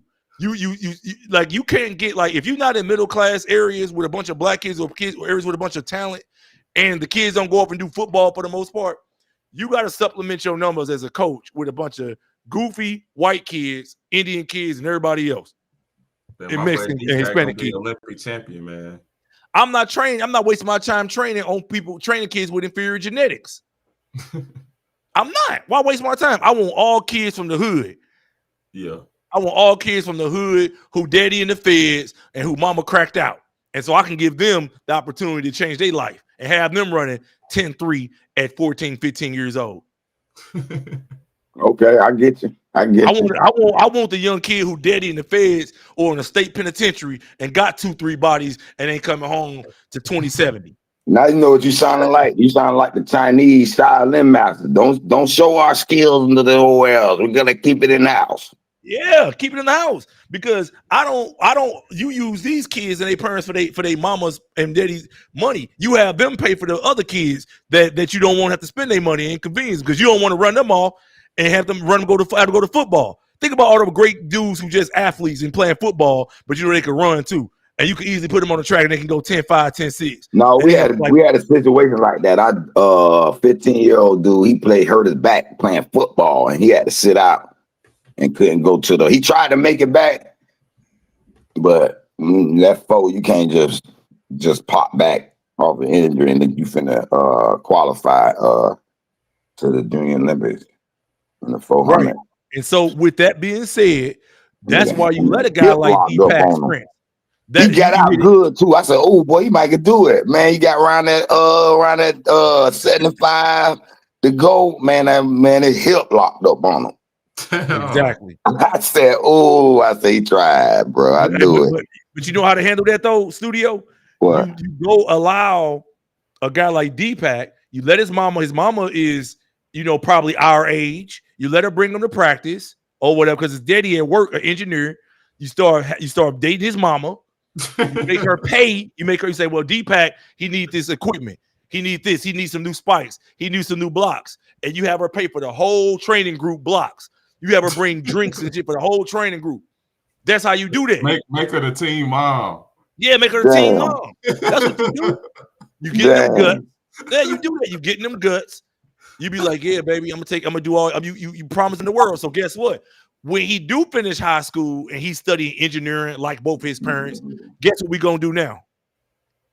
We're gonna put him in a position to go to college now, and he could put track on his resume, and I write him a letter of recommendation, so he can go walk on to MIT or walk on to one of these great engineering schools. Facts. That's how you do it. But I'm definitely getting them guts. You don't want that iron booty. Look, man, look, I'm gonna be honest with you. Pulling that long, silky hair his mama got, you know what I'm saying? Whispering in her ear, biting her lips, spitting in her mouth. Man, that's gonna be some of the best love you ever made in your life. Some of them Indian ladies be sexy, Don. They ain't got the big booties, but they just as long as it ain't straight flat, I can deal with it. She gotta have that sexy cutie look though. But you can work on that though. But listen, once you take everything off, you pulling that long silky hair, you whispering things in her ear that her Indian husband ain't told her ever. You know what I'm saying? You dog walking that girl. She ain't seen 10.5 inches. Come on, man. She barely getting 2.5. Hey, her husband might want to watch. Man, I was in Hawaii. I'm catching a bus to work. I was living out there.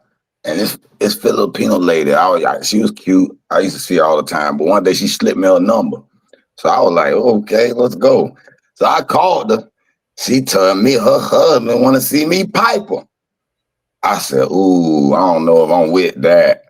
Because I was in Hawaii. I was like, if I was back home, it's different. But I was like, no, man, y'all might have some crazy shit going. I'm sure you did it. How was it? Tell me how it was. No, I ain't do it. I was kind of a little bit. Turn the screen around, man. Oh, my bad. No, the camera had to flip backwards on me. Oh, man, you tripping, man. It flipped backwards on me. Oh. I don't know how they did that. But listen, y'all trying to change my avatar. No, man, I wasn't with that. Because people be missing in Hawaii. They be Oregon shop hunting and shit. No. Just say you was scared, man. Piping the shit out of his old lady. That nigga get mad. Big dog, just say you was scared, man. Just say you was scared. I would have been, yeah, that would be, I was scared to do that. Well, you were scared you gonna be able to perform right? No, I was scared I was gonna be beating fucking the shit out of a little old lady, and this nigga gonna be looking at me crazy, wanna do something. See, the thing about it, I had a friend of mine call me up and asked me to do that too, but I felt like it was on some weird stuff, like he gonna try to join in or something. Because I feel like you see all that to me. Yeah, to me, if he gonna pay you, you gonna go for it? No, listen. I could look. Hold on. 1,500. You got to come pipe his money. Hold on. This is the part I had a problem with. Now I could see if her husband or whatever, like say we work together and he knew me, but your husband ain't never saw me. You a black man. She probably described him. She probably described you a black man. She's like, man, I know this black dude. That word black is probably enough for him to say, cool, go get it. Yeah. But especially when it comes to that organs, they looking for niggas' organs. Get up in that business. If you were scared of that, this is what I would have did. If you were scared of that. No, I was looking at all of that shit. I'm gonna be like, look, come to my place. I'm gonna set everything up to my hotel. You got to go through security. You got to have the right key to get on the elevator. You got to go through all this. Then we could set it up. See, that's the thing. Off in the dungeon and all that. No, it ain't how you supposed to do it. I was in Hawaii, and that wasn't my territory. It don't matter. You get a hotel at one of them places in Waikiki, and then you kick back in a nice secure hotel. That's them $1,000 a night. You make them pay for it. They give you the cash. They give you the cash. You pay. It's like, man, you got to get the hotel. I got to pay for my security. I'm not using a rubber. I'm definitely not using a rubber. And he can't join in because you don't want him touching you. Thanks. But you supposed to dog walk. You supposed to be pulling at her. You supposed to be having her dog walking her, man. Dog walking her. For real. So when you go home, see, man, you supposed to be punishing that girl, man, out there. Yeah, but listen, for real. I was getting put out there. So to me, I felt like, God damn, now if I'm finna show out, now I'm doing porn for you, nigga. What my check? Yeah, that's part of the game too. Yeah. I ain't really come here just because y'all want to see me fuck the shit out your wife. I mean, okay, I can get some other pussy too. Now I ain't got something. What would the price be? What would the price be? Talking about like if you want to buy some pussy out there? No, if she gonna bring you in, what I would charge them? Yeah. I don't know. I'm gonna be honest. I ain't in that type of world. I'm not in the gigolo world. You probably charge a couple $100. A couple $100 to get you in there doing that. You probably do everything on the sun. You probably eat it out here. Okay, the first number that came to my head right then when you asked me that was 2 bands. I don't know if that's worth it or not. I don't believe you. I believe you was out there. That was the first number that came to my head, though. I think you would do it for $200. No. $200 a bottle of Hennessy and maybe man order some Uber Eats, order some Burger King or whatever to the A crib. fat sack of that loud pack. Hey, I ain't gonna lie though. She was a cutie though. Man, you probably did that shit for free, man. You know you would have did it for free. You know you did. If she a cutie, I'd do it for free. I'll do it for free. I ain't gonna charge for it. What it was too though, I'll say this. See, I had them came out there and moved with my sister at the time. She was staying out there. If I had my own place, it might have been different. No, that's crazy. Because then you tell what I definitely want going to their shit. Bro, listen. Even if you did have your own place, it's dangerous for you to tell a person where you live, especially you doing some creep stuff. No, that too. That hotel. That because I don't believe I'm with that. So I feel like I'm always on point. I'm like, I'm gonna take you to a hotel. It's like right now, if I meet a chick and I got a wife, and I'm like, even when I'm in Puerto Rico, I'll be like, look, I'll take her to a hotel. Often I take her in Puerto Rico, I take her to the East Coast because she can have little niggas run up here anytime. She know this place at the back of her hand. She know people at the front desk maybe. So I'm gonna take her to Fajardo or take her to one of the other islands attached to Puerto Rico because Puerto Rico has 3 main islands: Culebra, Vieques, and Isabela. Okay, we're gonna get on the ferry, go to or the Calamarán and go to Vieques, sit over there on the island, and then do what we do, then come back. You can't have no nigga jump on a ferry with these weapons and all that and do what y'all gonna do to me. So you gotta make it hard for them. Don't bring no word to your crib. But I would have did it though. I would have punished her. I would have punished her. If she said, "Oh, you gotta wear a condom," okay, take it off. But as soon as you bend her over and she ain't looking, take that mug off and full hardcore. That's what I'm doing. Like when I was earning age, man, that's all I would do all day. I spent all my time doing it. Like, man, go on Craigslist. I could have any woman I wanted back then. Like, remember what I want today? I want the red bone who built like a quarter horse, or I want this dark skin. Man, we can pick them all day. Just order whatever I want. Pick my women like a pizza. I enjoyed it. Think about it. Every day you got something coming through new. You can smash something new. You ain't got to go do no talking. You ain't got to do nothing. Yeah. Sounds good. That's how I do it. He was a Craigslist merchant back in the day. Yes, I'm loving it. Boy, listen, listen. I had so much more accomplished and so much more money when I didn't have a girlfriend or wife, and I just went on Craigslist and ordered my shit. Way more. I got way more accomplished. The minute I got into relationships and started having kids with women, it slowed down everything I was trying to do. Yeah, for sure. Everything I was trying to do slowed down. My hustle, my drive, I'm laid up. You gotta remember when you with one of them girls like that, you on point, you watching everything. Right. You up early, you ain't falling asleep with her.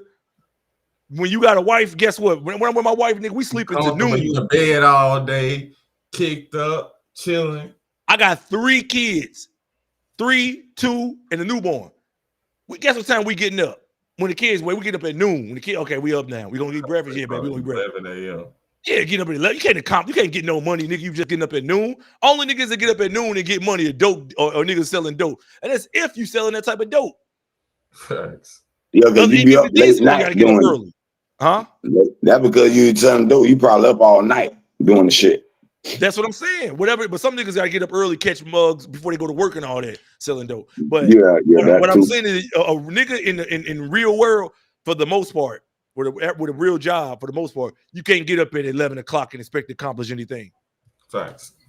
So that lifestyle of messing with them girls on Craigslist and all that, nigga take you to the moon. You get way more accomplished. You get way more because you don't pay her for that. You pay her to get up and leave. You better get up and leave. I ain't got to deal with your problems. Go home to your baby daddy and all that. I ain't got to deal with none of that. You ain't lying. But don't take the condom off that sexual assault. No. No, it's not. I'm taking it off. If I catch something, I'm gonna take the penicillin and call it a day. Keep it moving. Damn. You better hope it ain't nothing. Some penicillin can handle. Man, look, I'm gonna be honest with you. I don't know nobody that died of AIDS, man, but I know a lot of people that died of cancer. Facts. I ain't never seen. I don't know no nigga that died from something from putting his dick in something. I know niggas who died from putting stuff in their body, dying from OD and the food from drugs and food they put into their body. It all kill them, or cigarettes. Remember that? I don't know. In this day and age, shit, you better hope you get AIDS or HIV before you get cancer. Nigga, you get cancer, you be dead in 6 months. Hell yeah. Well, damn, so it seemed like it. Let's be real. How many niggas you know died of cancer? People you heard of that, mamas and stuff died of cancer. How many niggas you know died of AIDS? Huh? My homeboy said that shit the other day. He said, "Boy, I don't know. It seemed like once you get about 70, boy, it seemed like cancer something gonna get your ass." Exactly. But 70, that's life expectancy. I'm 40, whatever. I say if you get Motherfuckers getting that shit at 50 and 40, late 40s, early 50s now too. It just took out who just died from that the other day. The actor. What did a singer or something just died? No, D'Angelo. D'Angelo just died. Yeah. Pancreatic. Steve Jobs got billions on top of billions on top of billions and died in his 50s. Man, they say Jerry Jones paid for some shit and got rid of his. Man, they caught it early. Pancreatic?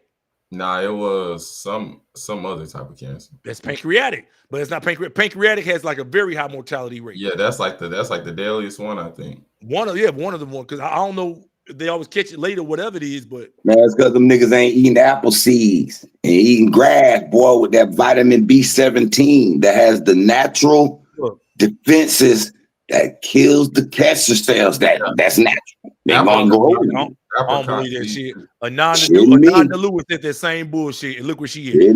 All these motherfuckers trying that natural route. Guess where they at in 2 years? Dead. No, once you get it, it's a little different. But what I'm saying is, if you eating these vitamins, B17s, it's trilicides, it releases that cyanide on the cancer cell.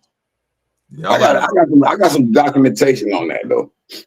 Yeah, eat your apple seeds, eat your apricot seeds. You read some documentation, man. You believe anything the white man tell you, don't you? He told you. Listen, they also telling us, they also claiming that this cancer, it's not something, they making money off it. But listen, most mammals certain shit I look for that they are not wanting the niggas to know about. But listen, even if you didn't have cancer, you still gonna die anyway. What's gonna take you out? Heart disease. Something gonna take you out. What difference it make? No, I agree, but this is what I'm saying. Why you think all these kids not having cancer? They ain't smoke shit. They ain't do all this so-called shit that's they claiming that cause cancer. How the fuck a kid get cancer now? Genetics. Absence of vitamin deficiencies.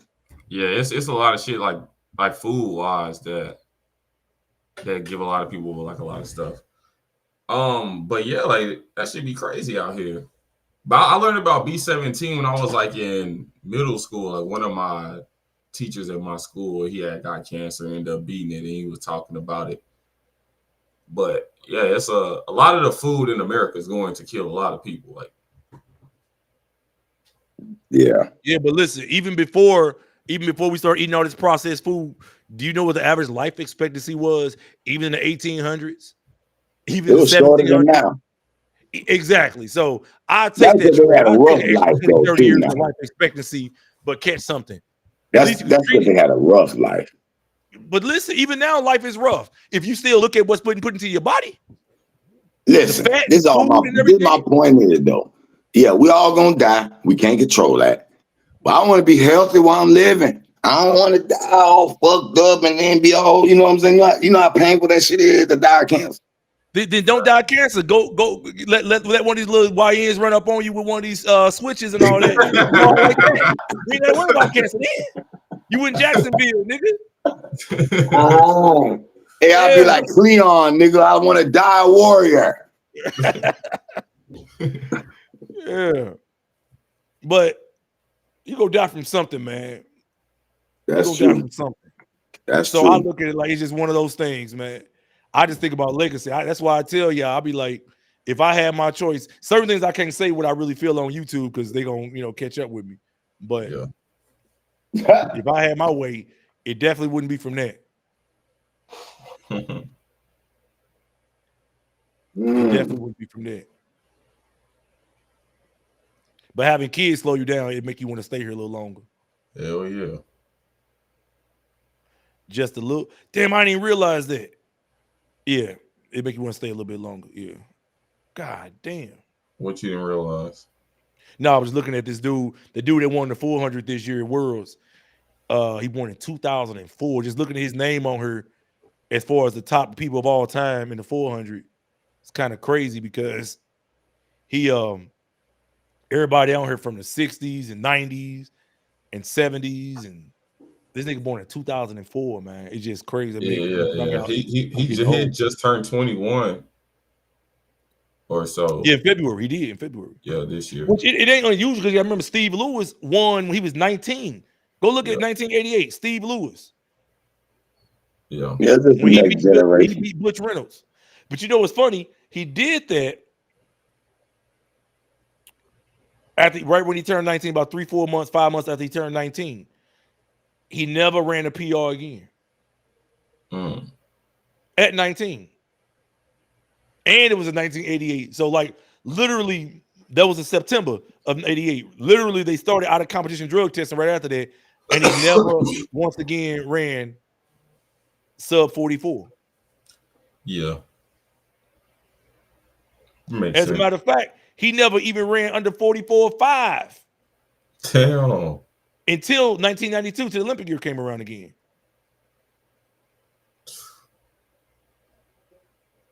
So I don't know what was up with that. It's like, you know what was up with that? Huh? Say you know what was up with that. Yeah, I'd have fell back too. I would did with Flojo, what Flojo did. Hell yeah. I would retire. Damn, man, I should have stuck to my Egypt league. I put other shit on here. I'm looking at my Egypt league. I went 4-0. I picked the 3 winners and the one game I was gonna draw. Wait. You still on the soccer? Damn, that would have been a perfect 14 parlay. Wait. You still on the soccer sports betting shit? Man, I'm a soccer god, bitch. I bet that shit every day.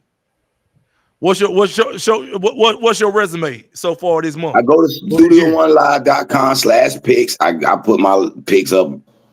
I used to do it every day, but I done got laid out, got busy. But I put my picks up.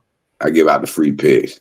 That's where you want to begin with. You so good, you supposed to make niggas pay for it. I ain't giving them. No, listen. Yeah, I do. I got a sports channel that's based on that. Niggas call me for picks, all that.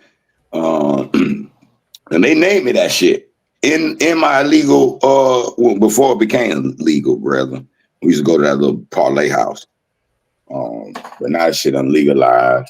I'm making a soccer app. It's called the Soccer Guy app. It predicts the picks. It gives you a top money line, top draw bets, top upsets. And I working with a Rubik's code because I do development, like making apps and shit. Why don't you do it with track? That's what you need to do. No, I got one. It's called digital timers. So I got the workout timer, the track timer. I'm talking about I'm talking about the odds and picks and stuff for track. Oh, with track.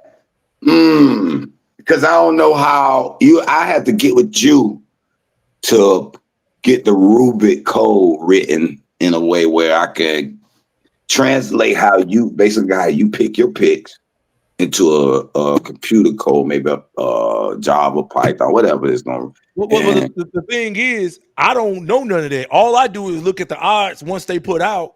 I shop around, like for the big meets. I shop around to see like who gonna pay more, and then I make mine.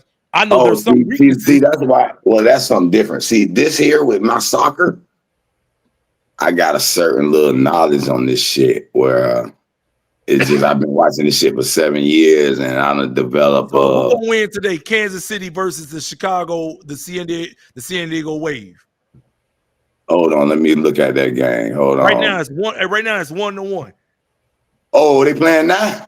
They playing right now. It's the second half. Hold on, I'm gonna give you a live bet. Hold on, let me go to my little thing. I do my live bet. So which game you say against? Kansas City Current? Kansas and San Diego Wave? Current. Yes. That's the women's. So what? Okay, I'm gonna tell you. Hold on. It's 1-1, 68 minutes left. All right, let me look at the stats. Boom. Okay, San Diego scored the 8 minute. They got the 54 minute. Let me see who controlling the game right now. Right now, Kansas City current first half got 5 shots. Well, damn, San Diego Wade dominated the first half, but they but the second half they dominated. Hey man, I don't want all this gonna be a commentary, draw. man. Just tell me who gonna win. It's gonna. I had to, man. This is a game out of the blue. I got to look at it, bro. It's plus a women's league, and it's one of the shittiest leagues. US NWSL. That's the bottomest league. Okay, so get, hold on. But I'm finna give you a pick, bro. Right now, this shit gonna draw. Give me one. It ain't gotta be that game. Just give me another one. I got Paraguay, Ecuador, Chile, Bolivia, Brazil, Portugal, Argentina, and USA. All right. If you ready to bet, tell me which one you want to bet in. Just tell me any of them.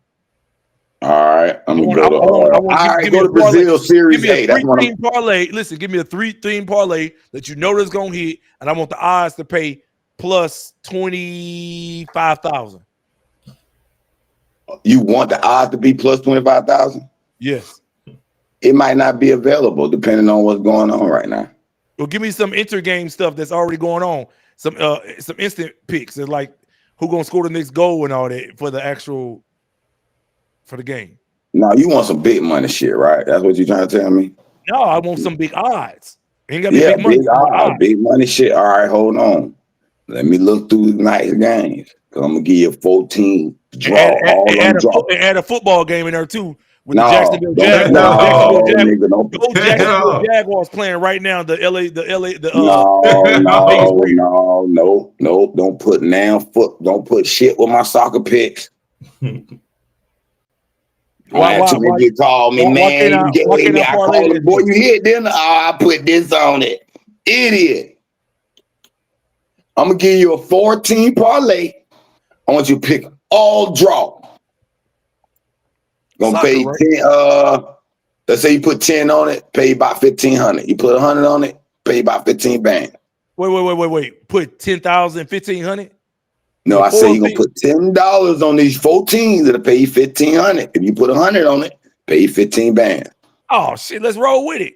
Which game? Hold on, I gotta look at these teams. It ain't just a matter of just picking that shit out the blue, nigga. But y'all go on talk. I'm gonna be looking it over. I don't want to talk about nothing except your parlay that's gonna get me rich. I'm waiting on you. No, it's gonna take a few minutes. I'm looking over these teams. All right, let me put this. Like in Colombia, this game look like a draw. One of my Brazil, my series, Italy beat that league. I bet none but draws in that league. See, this is a first leg playoff game, which is very high. They don't do no overtime. They don't do no overtime, do they? Yeah, they do have. Yeah, they have overtime, but you'll win on the draw if they go overtime. You heard me? You'll win if you bet the draw. I know, but at what point does the game become a draw? How many overtimes they do? It depends. No, it depends on if it's a regular season game or a playoff game. Regular season game, they'll let it draw. After how much time? 90 minutes plus any extra minutes. So basically, like, let's say some injuries happen through the game, they let the clock continue to roll. Let's say it rolled about 8 extra minutes. They'll play them 8 extra minutes. And then once the 8 extra minutes is a wrap. So now, sometimes they have shootout and it can still be a draw. It all depends. So right here, Real Betis in Spain is playing against Mallorca. Okay, the draw pays 22,500. That's nice. Yeah. 22. The odds are 22,500, but they losing 3-0. So yeah, they ain't finna win. Yeah, they down 3-0. The odds plus 75,000 for them to come back and win, which ain't never gonna happen. Draw a lot. That ain't never gonna happen. Juan Pablo. Cienciano. Hey, what's the biggest comeback you ever seen them do? A team do in the game? Shit, they were down 3-0 for me. Came back and walked that shit down 4-3. I'll say, I done seen 3-0 and 3. I got to throw that ticket where some minutes over. Oh boy, walk that shit down. Yeah, because this one right here is 3-0. They got man. The odds on this is plus 100,000. Nah, bro, don't do it. No, I'm not. I know. Shit. With this, if you bet 500, it pays 500,000. But them niggas ain't coming back. Yo, hold on. I'll be right back. I'll be right back. Draw. Yeah. I'm just looking over these games. I might have to put this in myself. Cerro, Portino, them boys both by good. They by the top 2 dogs in this. Oh yeah, this a draw. I'm gonna give you this one.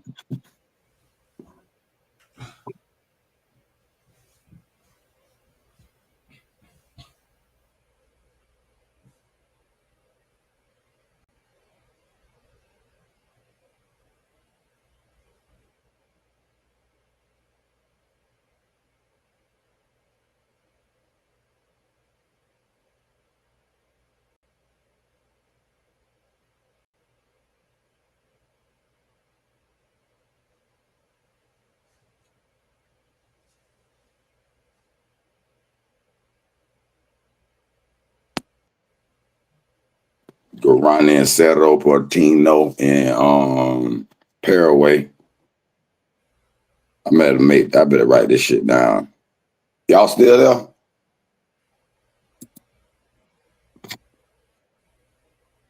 Oh yeah, they there. Hold on, I'm finna then I like this. Nah, they ain't gonna draw. But I like that Vasco Sao Paulo. This look like a draw. Vasco da Gama, Sao Paulo. Let me see them boys. 12, 6, and 12, 11, 8, and 11.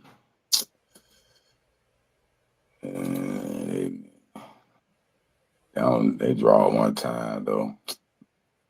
Yeah, it's going to draw.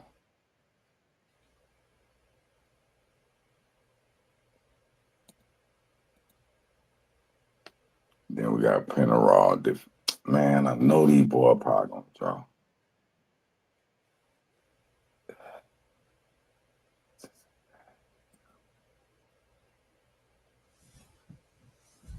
First leg, Cincinnati lead 1-9. Columbus going to lead that shit. Oh, them boys out of here.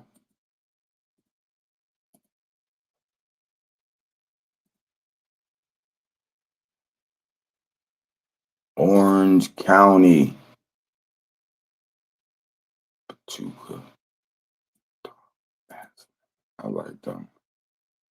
Power on backs in the draw. Hell yeah. Where they standing at?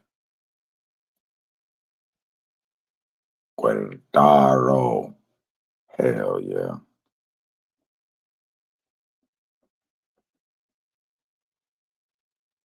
Bingo.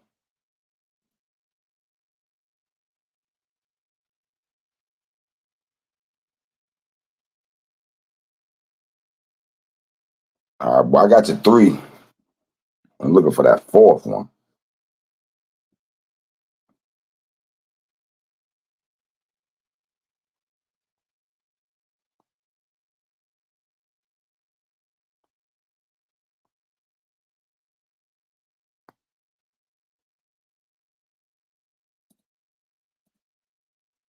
Plot 10.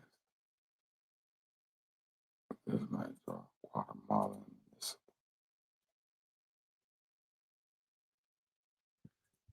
Yeah, I'm back. Okay. I got 3 good draws for you. I'm looking for that 4-1. I'm going to put this shit in too. Matter of fact, I think this is the one. Zyla Zoo and Municipal. Hell yeah, the last 2 times they played, they draw that they house. Hell yeah, if I don't bet that'll draw, I'll be an idiot. You might got let me see if you got something on I got 4 teams. I'm gonna put that shit in right now. Have you checked your what's that called lately? The your Caesars? My who? Your Caesars. What do you mean Caesars? You have a Caesars app, don't you? Oh no, hell no. We stuck with Florida Hard Rock, and then I got this little overseas app I be betting with the black chip No, poker but on it. didn't the track thing you did? I hooked the Caesars up for you, didn't I? Huh? I hooked your Caesars up, didn't I? No. That was you, wasn't it? No, that wasn't me. I Man, what's wish your it was area me. code? What's your area code? 904. Oh, I thought that was you. I'm tripping.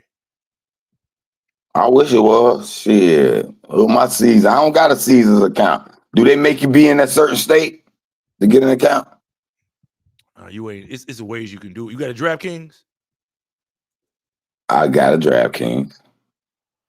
Yeah, you got to be in your state to use it. The certain state to actually use it, not to sign up. No, they let me use DraftKings. I don't use DraftKings. In Florida? Yeah. Oh, I know. Florida legal too, but they done some kind of way. I don't know how Hard Rock done monopolized it. Like we can be the only company in here that offer it. I'm like, wow, that's dumb. As fuck. Who's 47, 42 right now? What are you talking about? Huh? Somebody said some what is it, a football game 47, 42? Oh yeah, I think I was just looking at that. I'll tell you what that is. I think that was damn, I was just looking at that game. I was like, damn, they scored a lot of points. Chicago Bears, because Cincinnati took the lead, and then I guess some kind of way the Bears scored at the last few seconds and beat them 47-42. Damn. Los Angeles Rams up 13-0. Buffalo up 7-0. Jacksonville 0-0. Jacksonville beat that bullshit, bro. Yeah, New Orleans Saints definitely gonna get thrashed. I told you they only won like one game this year, I think, or 2 games, something horrible. I told this young nigga tried to ask me you want to put a bet in for? I'm like, man, because he's gonna try to put it, and hopefully they do a underdog thing. I'm like, man, they're not gonna beat the Rams, bro. He said it is 50-50. I was like, football don't work like that. It ain't 50-50, one team. It ain't like Baccarat. Yeah. That if your team suck, that team usually has no chance of winning. Like for real, unless something crazy happens. For real. I got this 5-team parlay, man. I'm gonna put all on the draw tonight. $10 get me $3,000. $1,700. Oh man. I'm gonna put that in. Well, look, I'm gonna take one of these off. I'm gonna take one of these off. The one I think less likely. I think that Pachuca they could beat them. So I'm gonna take them off. I'm gonna put these 4 in for 10. And that's gonna get me $920. That's all right. I'll take that for 10. Hey man, I'm finna give you these team, bro. All right. Well, text it to me, man. I got to slide, man. My wife and kids need I to don't do even got your number. Thought you did. No, give it to me. Or put it in the back chat or something, or call my number. Hold on. Let me see. I build apps too now. Web apps, all that shit. I got a app I'm working on now trying to sell Google. I got the proposal on my provisional patent. I'm trying to get ready to send off but I'm gonna tell you about that. I think it says it's the billion dollar missing Google piece they need. They need it. They need it. I gotta get it right. Make sure it's working all perfect. I'm like, man, y'all buy this. Take this from me. Take it off my hand, Google. Make me at the least a millionaire, multi-millionaire. At the least. Well, least you could do. Well, I need 20%. I'm trying to find a thing on here where they got I could send you a note. Is it the note? No, it's something else. Yeah, this is a new one. It's hard to I don't know where it's. Oh, it's that with a little notepad. No, I thought it's a chat. It usually say private link with hosts and other guests. I don't see the private thing on here. Let me see, maybe it's a little notepad and then it's got a little notepad with a little lock on it. Let me see if you can see. I'm gonna put my number there. Yeah, I don't see it. Maybe I'm missing something. Usually I thought it was in here. Oh, there it is right there. I'm tripping. You right, man. You saw me pop my number. yeah, I see. It was right there in my face. That big ass blue tag popped your ass in the face. Yeah, like, yeah. It was there. It was in my face all the time. Yeah, it was in my face the whole time. All Hold on right, for a tell minute. me, bro. Text. I'm call that number or text me that number, and I'm gonna text you the number to pick. All right. You Holla. ain't finna put the bet in, nigga. You busy right now. No, I can do it on my phone while I'm moving and grooving. Okay, Don't I tap. send it to you. But you All right. gotta go cause on your app, when you go to soccer, you're gonna have to hit all countries. Cause I know got they're that. gonna show you just the basic shit. Hit all No, I see countries. bro. Look, I'm gonna show you right now. I see all countries on here. Okay, good. So I'm gonna put the country you gotta go to get that game, because it's one in Paraguay, one in Brazil, one in Mexico, and one in Guatemala. No, I see all that. See, I see right here. Look at soccer. It show all the countries right here on the left hand side. You see that? Oh, okay, England, cool. Spain, Italy, France, Mexico. Go to And Mexico right quick. See, you can put this shit literally in 2 minutes right now, since you got it right there on it. Go to Mexico. I got to do it on my phone. Oh, okay, I got you. Okay, I'll text it to you. All right, cool. If you text me though. Yeah, I'm about to add your number in. All right, yo.